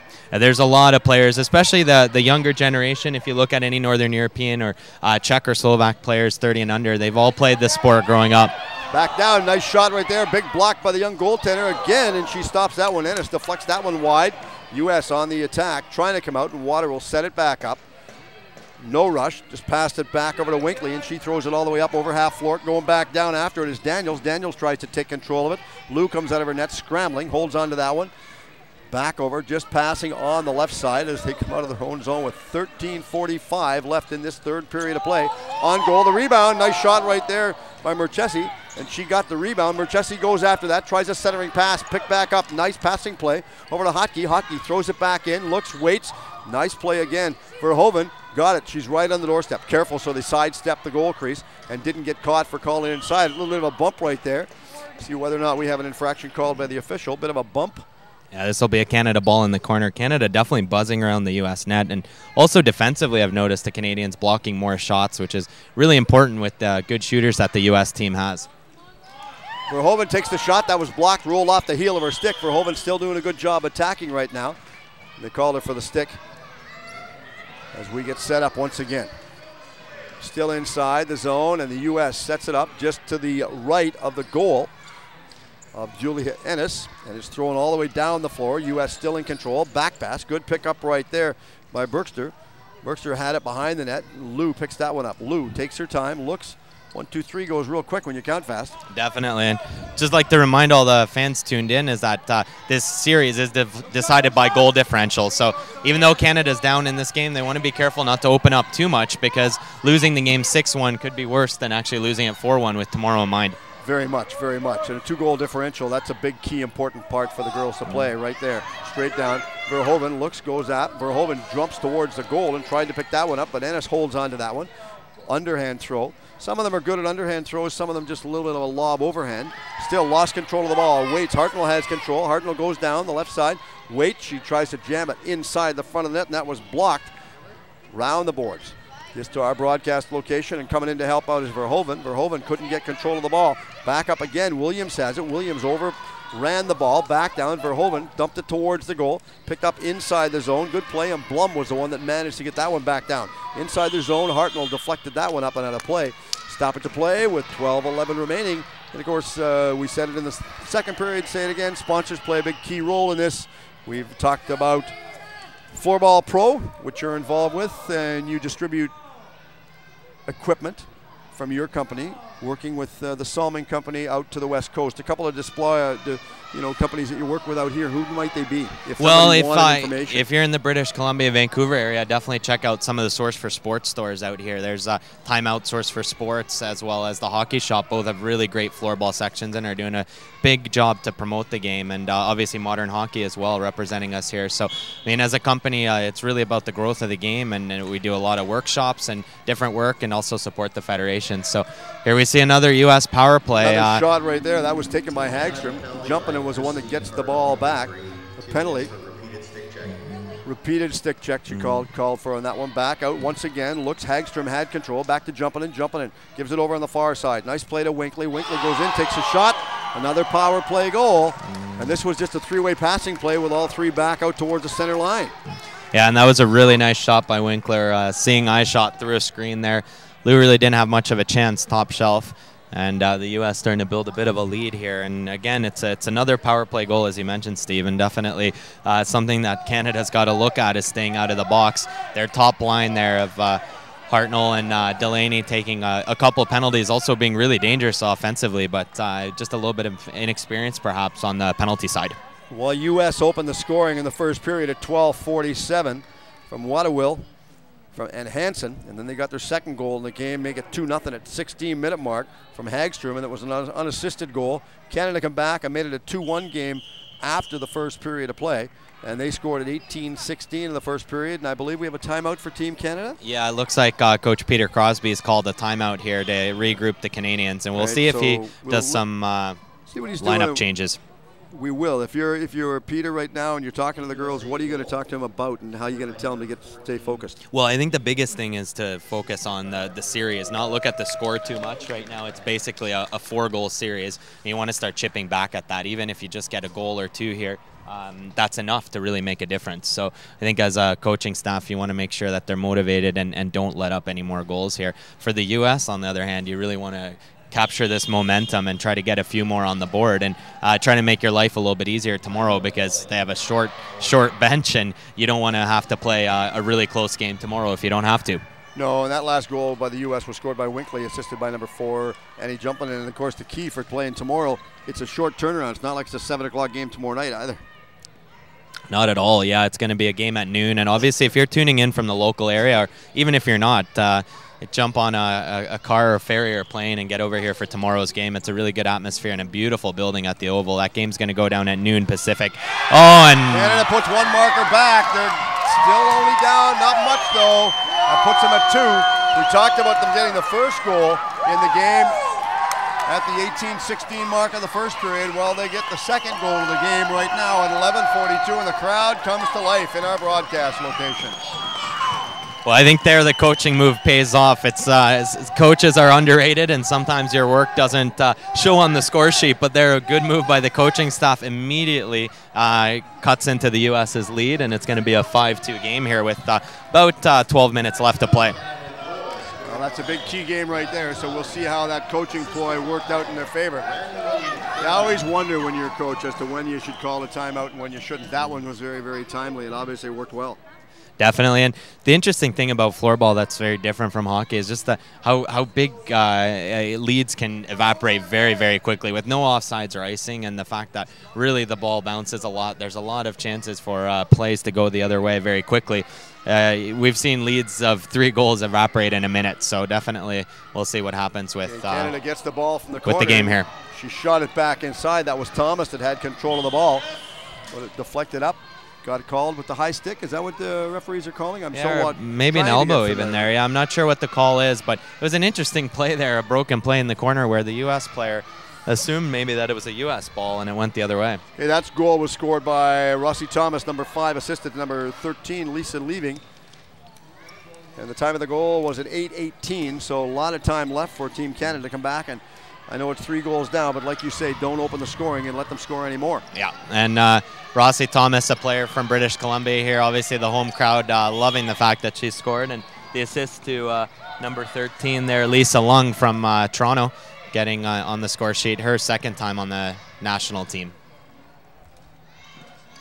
Ball is dumped deep inside the zone. Waits. Blum was the one that threw that one back inside the corner, and Daniels goes after that as Daniels just gives that one over to Cadu down the right side. Daniels looks, passes it back up, goes right on the front part of the goal crease, but the young goaltender let it go. Never managed to get possession of it. Lefebvre was the one that went after it. Back out again. Winkley had control.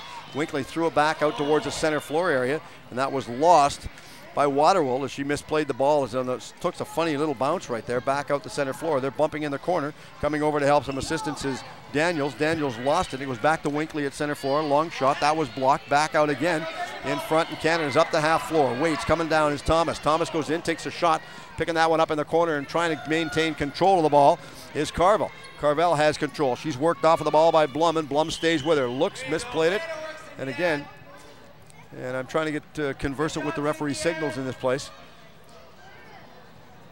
And we will have it. I believe they're going to give the ball back in the corner for Team Canada. Yeah, Canada's going to have this free hit in the corner here. We'll see if they have a set play to try to get a shot. The top scoring line of Canada out right now. And again, the way they work themselves out of the corner coming back down, it's almost equivalent to coming out of a soccer corner. The way they work themselves out. Back down inside Team Canada end zone, bumping for the ball, deep inside their own zone. Good play. Coming out is Hutke. Hutke throws that one back over in front, just wide of the target, and Hartnell was the one that just leveled that one right towards the front part of the goal. And called that one again.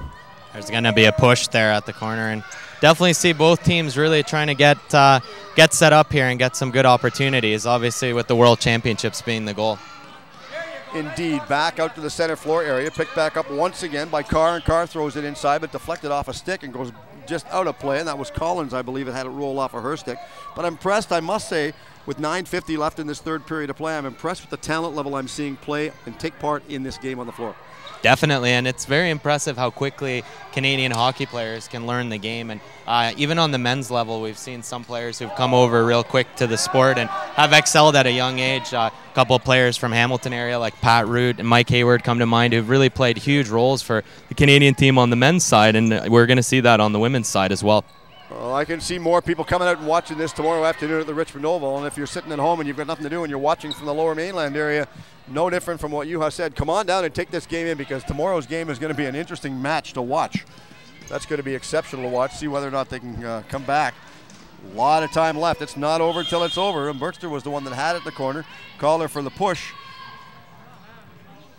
Referee was the one that called this. And again, when the calls are made, the one thing I've noticed is that when the calls are made in the corner, the deep referee goes back to center, the center referee goes back in the corner. So they literally switch positions with each other. Yeah, it's that movement we're talking about, definitely keeping the perspective fresh for both referees, making sure that they can see the whole field of play. And I've definitely been impressed with their movement. The referees have really been on top of it and have made the right call all throughout the game.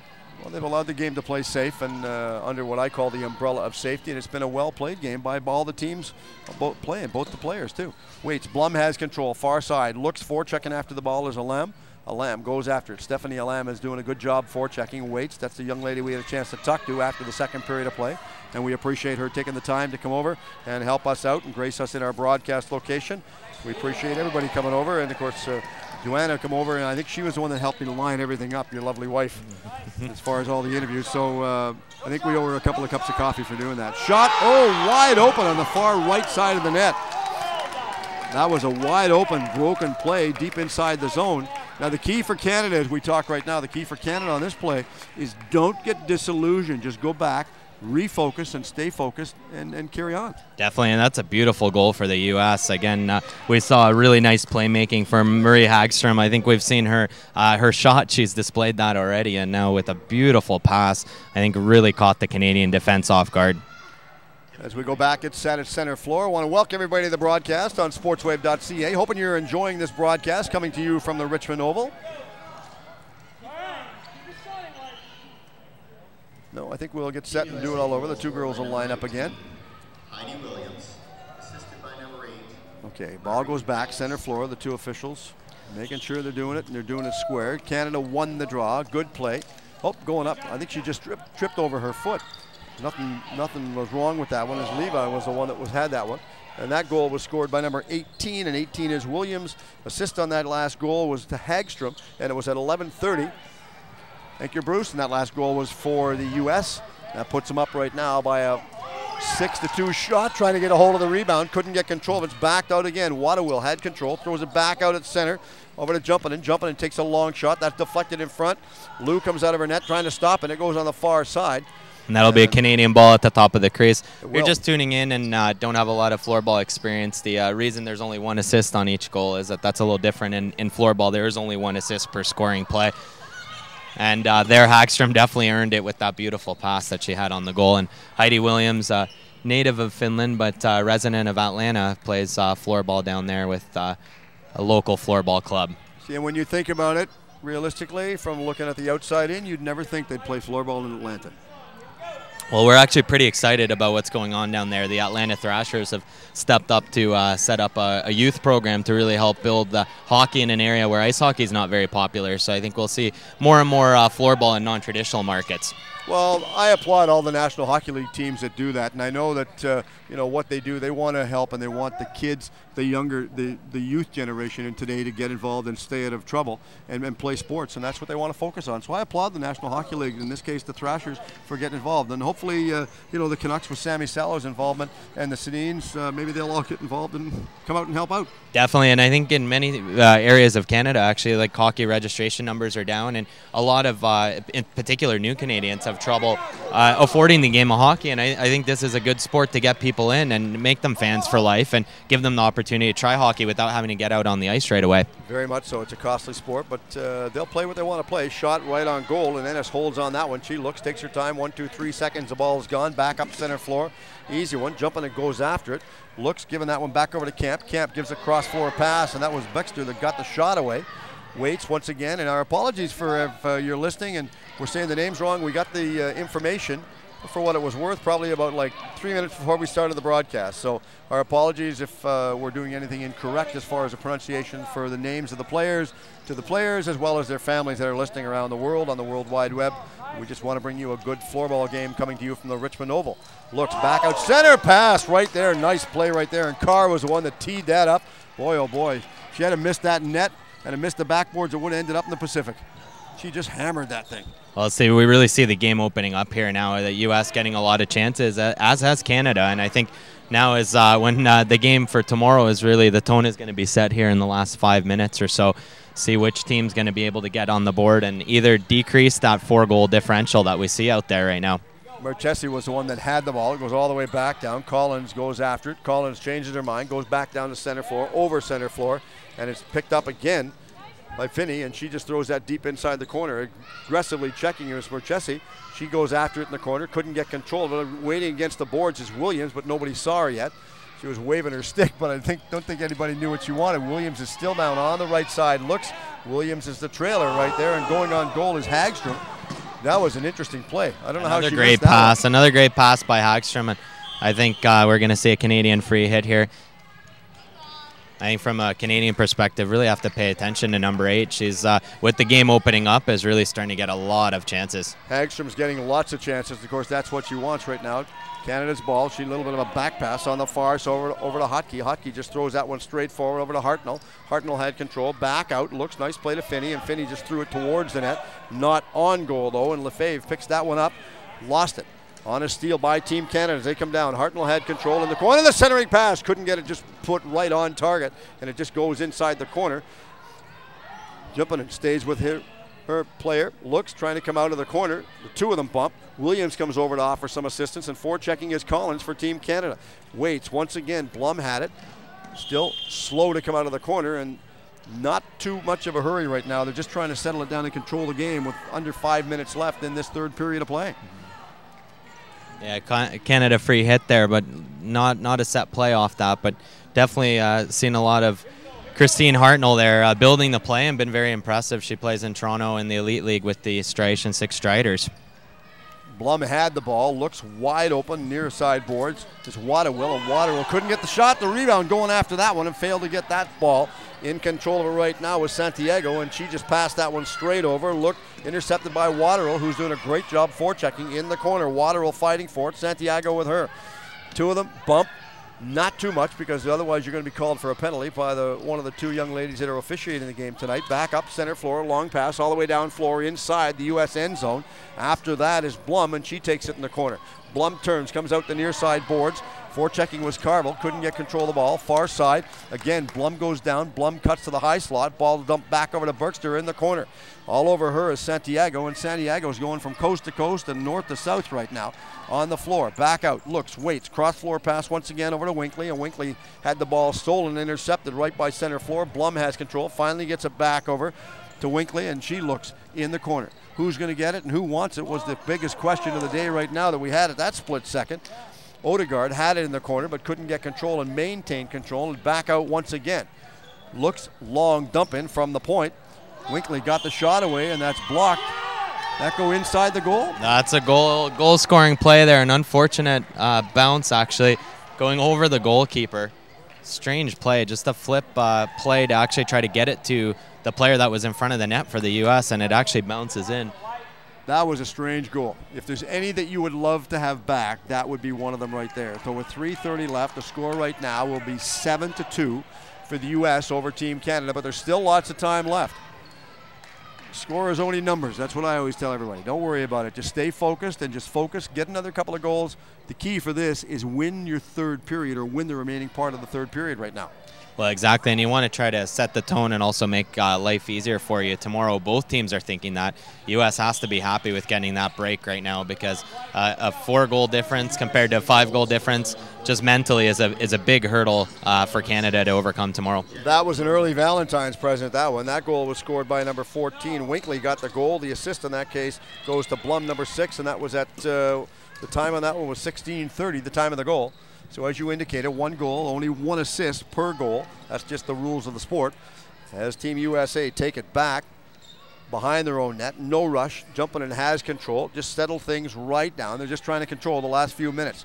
And Williams was the one that was wide open, never got it back to her in the corner. Hagstrom, good job forechecking as she finally gets control of the ball, and O'Doherty staying all over her like a wet blanket.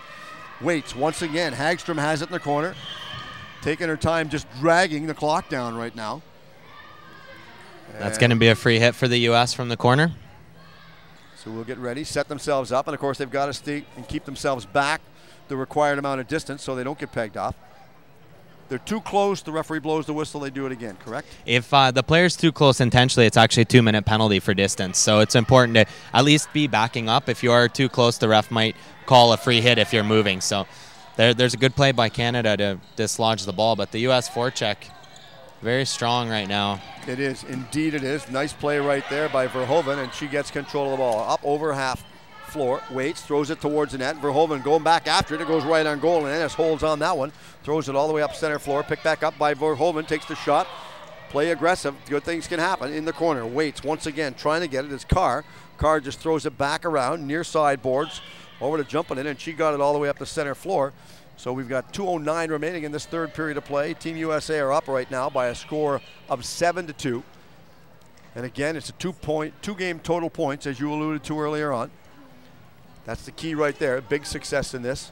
See whether or not Canada can at least get one more in the contest to close the gap. Back out, center floor. I'm impressed with the talent level of Team Canada. The U.S. has had a couple of, well, they've had power play goals, which hurts you if you get the penalty. Shot right out on the goal crease, and that was a dangerous play. Canada had a wide open opportunity right there. Lefebvre goes down, and we have a penalty indicated by the referee. We're going to see a penalty shot here. Penalty shot. Oh, this is what you come out to the Oval to watch. And you're watching on the World Wide Web, wide open. She got hauled down, and she gets a free shot. No pressure on the goalie, is there? Here you're going to see something a little bit different from hockey as well. There's actually no advantage to coming in very fast, so you're likely going to see the player come in slow. The only rule for the player to keep in mind is not moving the ball backwards. So the ball has to keep continual forward motion. In a forward motion. You can take it sideways, but you cannot pull it back. So we'll see how this plays out. And again, you can go in fast, you can go slow. It's entirely up to you, and see who reads the play better, the goalie or the player. And my guess is you're going to see a very slow play here with Hagstrom, with her European experience coming up and showing us how a penalty shot is taken. So with 1:47 remaining in this third period, this is absolutely imperative. If you're the coaching staff right now and the young goaltender Lou, you have to stop this shot going in because you don't want to let them have one more. Look at this, taking her time. The ball's moving in slowly. She's taking her time, and like she's doing a stutter step coming in. Shot. No way! That thing ended up out at the Vancouver International Airport. Missed the net by like about 40 feet. And goaltender Lou there standing actually quite a long way into that penalty shot, psyching out the shooter a little bit, maybe not showing her what she was going to do, then aggressively coming out. That definitely plays into the mind of the shooter. Hagstrom opting to take the shot, and that goes wide. It's something different from hockey here. You're going to notice Sonia Hockey actually in the penalty box. Unlike ice hockey, if the penalty shot is not successful, most commonly you're also going to get a penalty to kill. And that's something even at the NHL level we've heard discussions of, especially in the playoffs. The penalty shot gets called and the team doesn't score. Many times teams say, well, I'd rather have had the power play. Well, here you get both. So there's no chance to really get an advantage from the foul. Not at all. They always tell you, you do the crime, you do the time. Isn't that what they tell you? Back all the way out. Nice passing play by the U.S. They're on the attack, going in, gets the shot away. Aggressively forechecking right now is Williams. She goes in the corner, looks trying to kick the ball loose and set it up. Williams still in the corner, comes out the left side, looks wide open on the right-hand side, is jumping in. They finally get the ball over to her, getting it in the corner, long shot, deflected just dangerously. The referee had to be very quick to move off of that hard shot by Hagstrom. Looks back out, jumping and takes the shot, stopped by Lou. That deflects wide, goes behind the net. Good play right there, and Belle Lafleur stays with her player, forcing her wide to the outside, so they never got the good finish on that shot. 7-2 the score with 1:15 remaining in this third period of play. Well, there's one thing to be said about this best-of-2 format. It definitely keeps a 7-2 game exciting even until the last minute, because a goal here would give the U.S. an even further lead going into tomorrow. Yeah, and you didn't want to get them that one. That was why that was so imperative that Lou made that stop, or that she just plain shot it and either got too aggressive or missed the net one way or the other. Never worked out. As it goes over on the far side. Good play by Team Canada. Daniels has control. Daniels guarded off of the ball by Hansen, and Hansen's coming in aggressively forechecking right now. Waits, never got control of it. Still on the far side boards. Nope.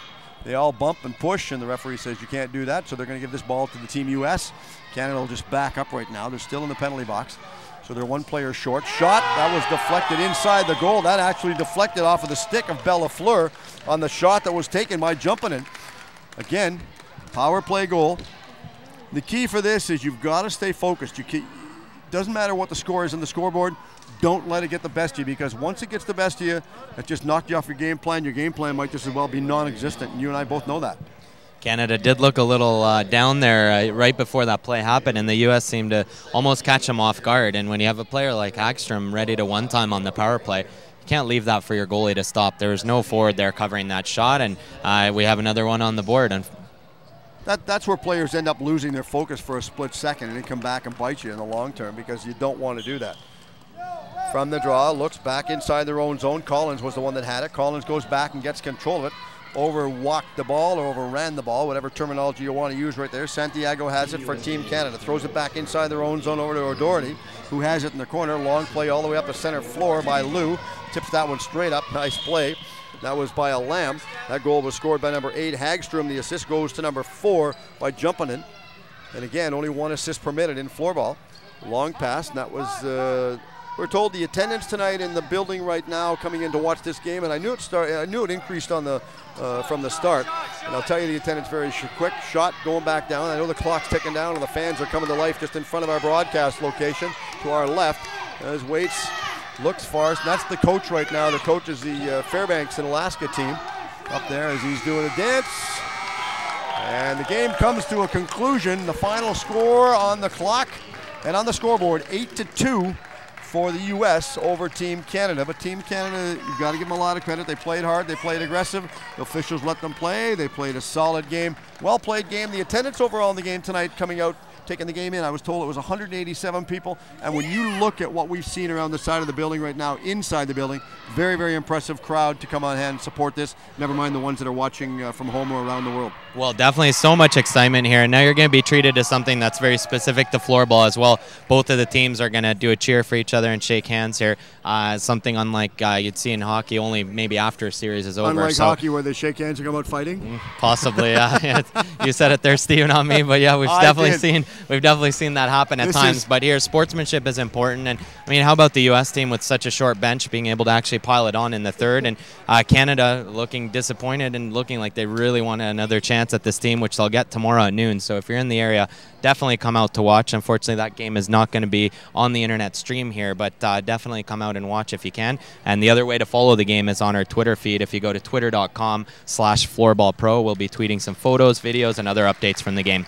Well, it's always interesting to come out and watch this and the way the game plays. And right now, are they picking game stars? Is that what they're doing? Right now, the teams are actually doing a cheer for each other, and then they're going to go through and shake hands. I'm not sure in terms of the international protocol. I believe that one player from both teams is going to be recognized after the match. On the far side, if we can hear and listen in. Yeah. Here we have Greg Bowden, the head of the local organizing committee. He's with Blair Zimmerman, also of BC Floorball. And I think they're giving a game star, and this one's to Rossi Thomas. Is going over. I'm not sure what she's getting. Game star. There you can see Rossi Thomas. Yeah, she's getting recognized as Canada's best player, local player Rossi Thomas, and also scored Canada's second goal. And here's a very worthy choice for the United States. Marie Hagstrom showing her skill there with some great goals, individual plays, and also with that beautiful setup that we saw in the third period. We'll get the total tabulation for shots on goal. I know we had it in the third period. It was 25-17 after 2. And I know they were just trying to do the quick tabulations. We'll see if we can listen to Greg. Okay, Greg just said thank you very much and shake hands and come out and play a good game tomorrow, because tomorrow is another game. If you're in the area, and final shots on goal overall total were, I'm trying to read him here. That says 17. What's that say?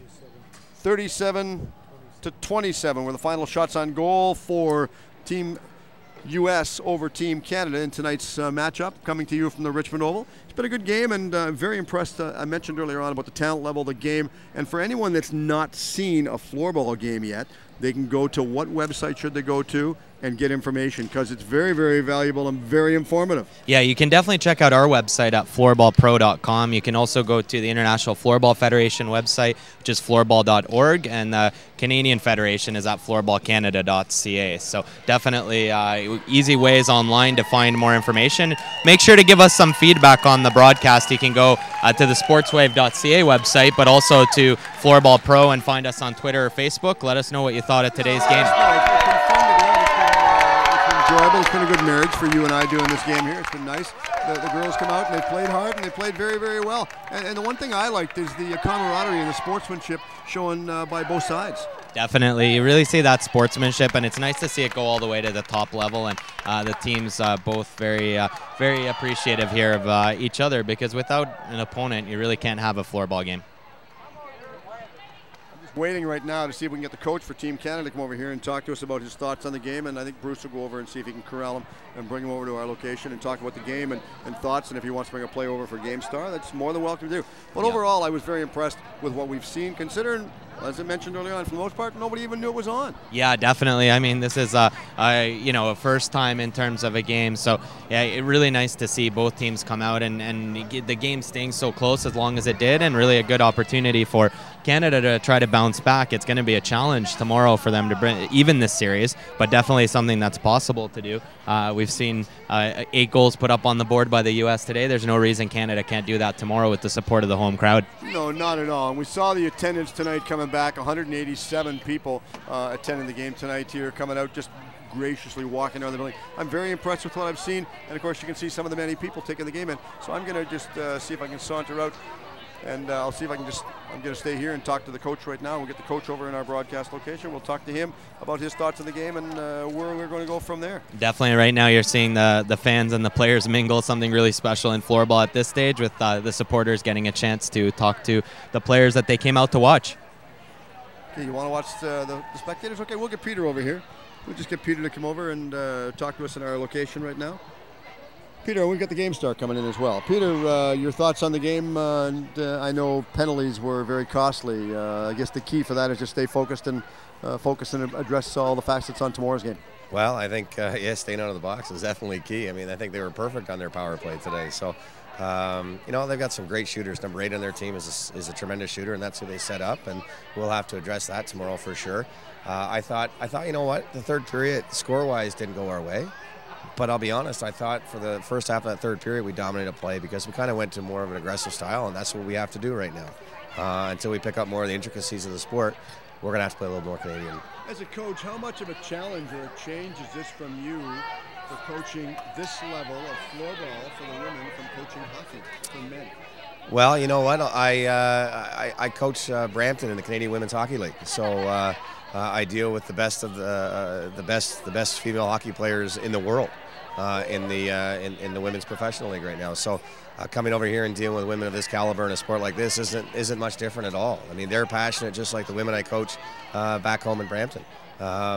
They're just as passionate. They want to win just as bad, and they're upset just as much when we don't win, regardless of how we played. So there's no real difference that way. A competitor is a competitor is a competitor, and these girls are competitors. I have a question on my sportsrave.ca website about the simple fact that with the recent success for the Olympics, do you think it has made the growth of sport in each area a little more popular? How do you think the growth and success for the Olympics and the women's hockey program in general has grown sport for the women down the road?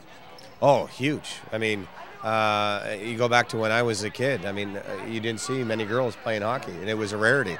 Today, it's huge. I mean, in Ontario alone, in southern Ontario through the OWHA, women's hockey is huge. You go across Canada, it's huge. The sport, and it's not just hockey, it's every sport. I mean, women are incredibly gifted athletes as much as the men. And when they apply themselves, you get what you see, and that's terrific athletes. And they're awesome to coach. As men, do you think we just take it for granted that mostly people say, oh, it's a male-dominated sport world? I think 10, 15 years ago, I think you might hear that. You'd hear that an awful lot. You don't hear that today. You don't hear that today. Not at all. Nope. Okay, so you're going to go back to the dressing room, talk to the girls. What type of words of encouragement you got to tell them to focus on for tomorrow? You know what? I'm going to take the good from what we played, especially in the third period. And we went to more of a Canadian style of play, and we had some chances. We missed out on a few opportunities. You just pick up from there and you move forward. We got a hole. There's no question about it. But you can't enjoy things unless you go through a little adversity. So we'll enjoy it a lot tomorrow, I'm hoping. For sure. Peter, thank you very much for doing this, and we look forward to talking tomorrow. Okay, thanks for doing this. Luck. You're more than welcome. Thank you very much. I believe we're going to be joined right now on our broadcast location by a special guest. And I think we're okay right here. I think we're okay here, are we? Mic is off. Oh, no, he turned it back off. There, now the microphone's back on. Amazing, all the little goblins and glitches out in the Richmond Oval out here. Interesting game for the girls to play. I thought they played very, very well, though. Yeah, we played very, very well. A lot of girls here for our team. It was our first time, so we played well 5-on-5 against them. So. They can say what they want, but that's tough when you get a group of athletes together, regardless of the sport, get them together and say, okay, we're going to be here for 3 or 4 days and let's have fun and play. That's tough. That's really tough, but I think we got well together. So I think that was a good game, and tomorrow we'll play better. It's only numbers on the board. What do you take out of this, and what do you bring to the game tomorrow? Yeah, that's right. I don't know. We'll bring our aggressiveness because that's what we're good at. So that's what we'll bring tomorrow. The key for this is 2-game total points. That works in your favor as well. Yeah, that's right. So let's just score a lot of goals tomorrow and we'll win this game. I never asked the coach, so I'll ask you. When the timeout was called in the third period, what did he have to say? Because shortly after the timeout was called, you went down, you scored a goal. What did the coach have to say in the timeout? He just said to play aggressive, be Canadian type. So hockey players, so just aggressive. That's what we did. So that's why we scored. All right, where do you call home? Montreal. Montreal, okay. Yeah. So for everyone watching or listening at home, in your own language, in your French, say something to all the people watching and listening at home. Salut tout le monde à Montréal. Regardez-nous demain, on va gagner. All right. Thank you very much for doing this, and good luck tomorrow, and we'll talk to you later on. Thank you. Thank you very much. Our pleasure. Always a lot of fun to do and come out. We enjoy covering this. This was a great event, and I spoke earlier on about the simple fact that this is new and unique to the Lower Mainland. I believe we're going to get another young lady coming in from the U.S. right now, which is really good. Come on over, Tiffany. Our pleasure. Joined by Tiffany Winkley. And Tiffany, nice game. First off, congratulations on the win. Thanks. Were you surprised that the score was that significant in the game? Yeah, at first the game was really hard, and we didn't think it. I thought it looked much tighter than the result is, but Both goalies played very well. yeah, that's true. And your goalie, she was overworked, a little bit underpaid at times, but she made a couple of key saves. When I'm looking at the back end, I'm watching the ball go to your young goaltender, and as I see her grab the ball, she reads the floor very well. She knows who's open, and she knows who is like a little bit that she shouldn't give the ball to. Yeah, that's true. She's really experienced. She's young but experienced player, and you can see that. Yeah, but She knows experience comes in many forms right now. Yeah, that's With this being a 2-game total point format, how do you approach the game going into it tomorrow, considering you were pretty significant on the scoreboard tonight? Yeah, tomorrow starts a new game. We start by 0-0, and we're gonna do everything to win that game. So are you enjoying your time in the Richmond Oval? Sure, yeah, we are. In BC in general? Yeah. Where do you call home? Switzerland. Switzerland, Yeah. okay. Then in your own native tongue, for the people listening back in Switzerland right now, they're watching in your own native tongue. Say hi to them and wish them all the best or whatever. Okay, hi, Hoven. Hi. Thanks for watching. That was easy. All right, thanks very much for doing this. Good luck. Okay, all right, take care. Thanks. I think we got another young lady coming in the booth right now, and I think that's Erica Kramp coming in. Erica? Oh, we do. We got Erica Camp coming in over now, and I'll just get her over to our broadcast. Hi, Erica. Thanks for doing this. I appreciate it because I know you're busy and you're probably really tired, like you really don't want to do this. But that was a good game, interesting game. The girls played really hard. I was impressed. Absolutely, yeah. That's what we were all focused on doing, just giving your best shot out there and giving everything you had. So I was talking about practice time earlier on, the simple fact that Team Canada hasn't had a lot of practice time. How much practice time did the U.S. team have?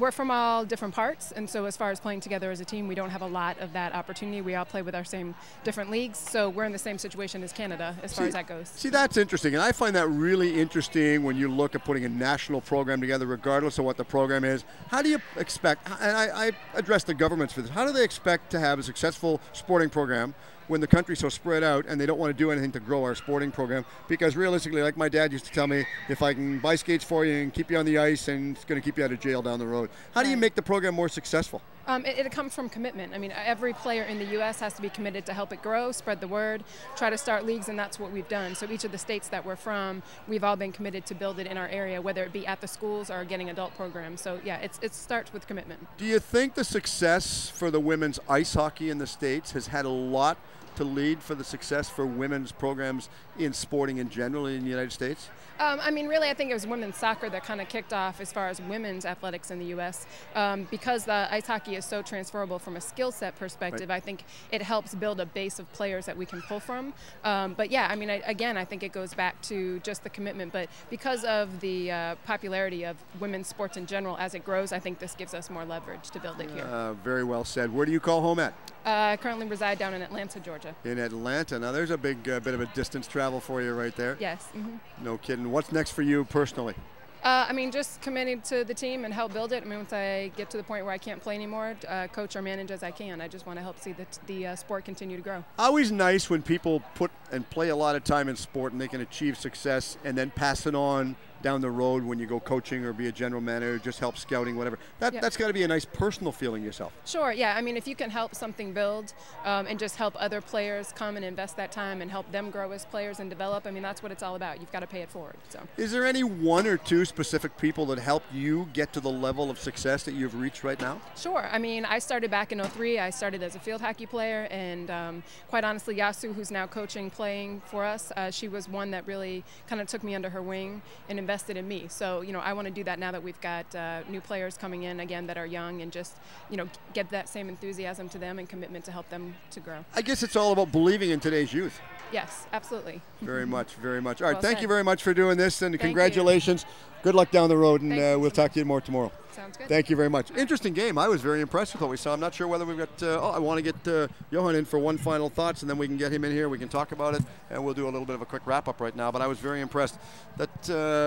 Juha, I was very impressed. Great game, considering it was a first-time endeavor and not really a lot known about the sport in BC. What we saw today, I was very, very impressed, enthralled. The more people that came to the Richmond Oval, it just seemed to fill up, and having almost 200 people sitting in the stands on either side of us, and they were very, very noisy. I'll give them credit for that, and I'm not going to take anything away from the States, but Canada was just as equal to the fact of being noisy as the States were. Your thoughts on the game tonight? Well, I spoke with a few of the U.S. players after the game, as well as the Canadian players. I think the U.S. was pretty happy with the result there. It's obviously a big hole for Canada to come back from, but they also said that there's a lot of potential on that team, and just the way Canada took a few inexperienced penalties, and I believe it was 4 power play goals for the U.S. Yeah, take that away from that game, and all of a sudden it's a really close game. So if Canada could come out strong, get a few goals, and use the fact that they have a much bigger bench, we're in for a treat tomorrow. Indeed we are. Sponsorship, again, let people know who the sponsors for the event are, because tough to put these events on without the sponsors. Yeah, definitely. Well, we're proud to sponsor both teams through Floorball Pro and our partners Floorball Planet in the U.S. Also, Greg Bowden with Modern Hockey contributed to making this a possibility, and just really excited to be able to get this game online and obviously help out with the national teams with all their equipment. And if you're looking for floorball equipment for your personal player, for your club, definitely check out Floorball Pro, and we appreciate all the support. Well, I know with you working with Borja Salming, that's got to be a big plus for you, especially having an ex-NHLer and a Hockey Hall of Famer involved with you. Yeah, definitely. And we're based in Toronto over there. It's a really great thing. And some of the things that are so funny, we go out and do workshops for 9 to 10-year-olds, and you'd never think that they know who Mr. Salming is. And the second you mention his name, they're like, oh, that guy's my dad's favorite player, you know. So it's amazing how that stuff cuts through generations, and maybe it helps a little bit in Toronto where you haven't had too much success after that Salming era, you know. So maybe that kind of keeps him more current than many would think. Yeah, but he's still involved in sports, and he loves it. Obviously, he's very passionate about what he does. He wants to help grow the sport for the younger people. So that's just a nice feeling in general. Definitely, yeah. And it's a great game. And obviously, if people are tuning in from Canada or the U.S. and involved with schools or hockey associations, definitely spread the word. I mean, the sky's the limit with this game, and I think we're really looking for more partners and everybody to help grow the game. Indeed, indeed. I couldn't have said it any better myself. Thank you very much for helping me in the broadcast location tonight. I really appreciate it. It's been nice partnering up with you tonight to be able to bring this sport to everyone around the world, wherever their travels might take them, because it's been a great time. Beautiful facility, the Richmond Oval, situated in beautiful British Columbia. A lot of fun to do. Thank you very much for doing this. Thank you very much, Steve. My pleasure. This is really great. It's been a great time. I want to thank everybody. It's been a lot of fun to do, and Johan Mikkola and myself, it's been a great time. A good crowd in hand. Just under 200 people come out to watch this game tonight. And again, if you're locally living, come on out to the Richmond Oval tomorrow. They start 12 o'clock time. Come on out and take this game in and check it out, because it's fun to watch. The girls played exceptional. They play their hearts out, and they give more than the guys play in a lot of cases. Enjoyed the game? Yes. Want to thank you very much for watching. And again, go on my website. Let me know if you think the Olympic level achieves success for the sporting organizations in and around your area. You can get that through my sportswave.ca website, and I send out monthly emails every so often just to keep people abreast of the world of sport and the amateurs. I said it before, you've got to be an amateur before you're a professional. Hope you've enjoyed this game coming to you from the Richmond Oval tonight. On behalf of everyone connected with this event, thank you very much for listening. Good night from the Richmond Oval. If you don't play sport, at least be one.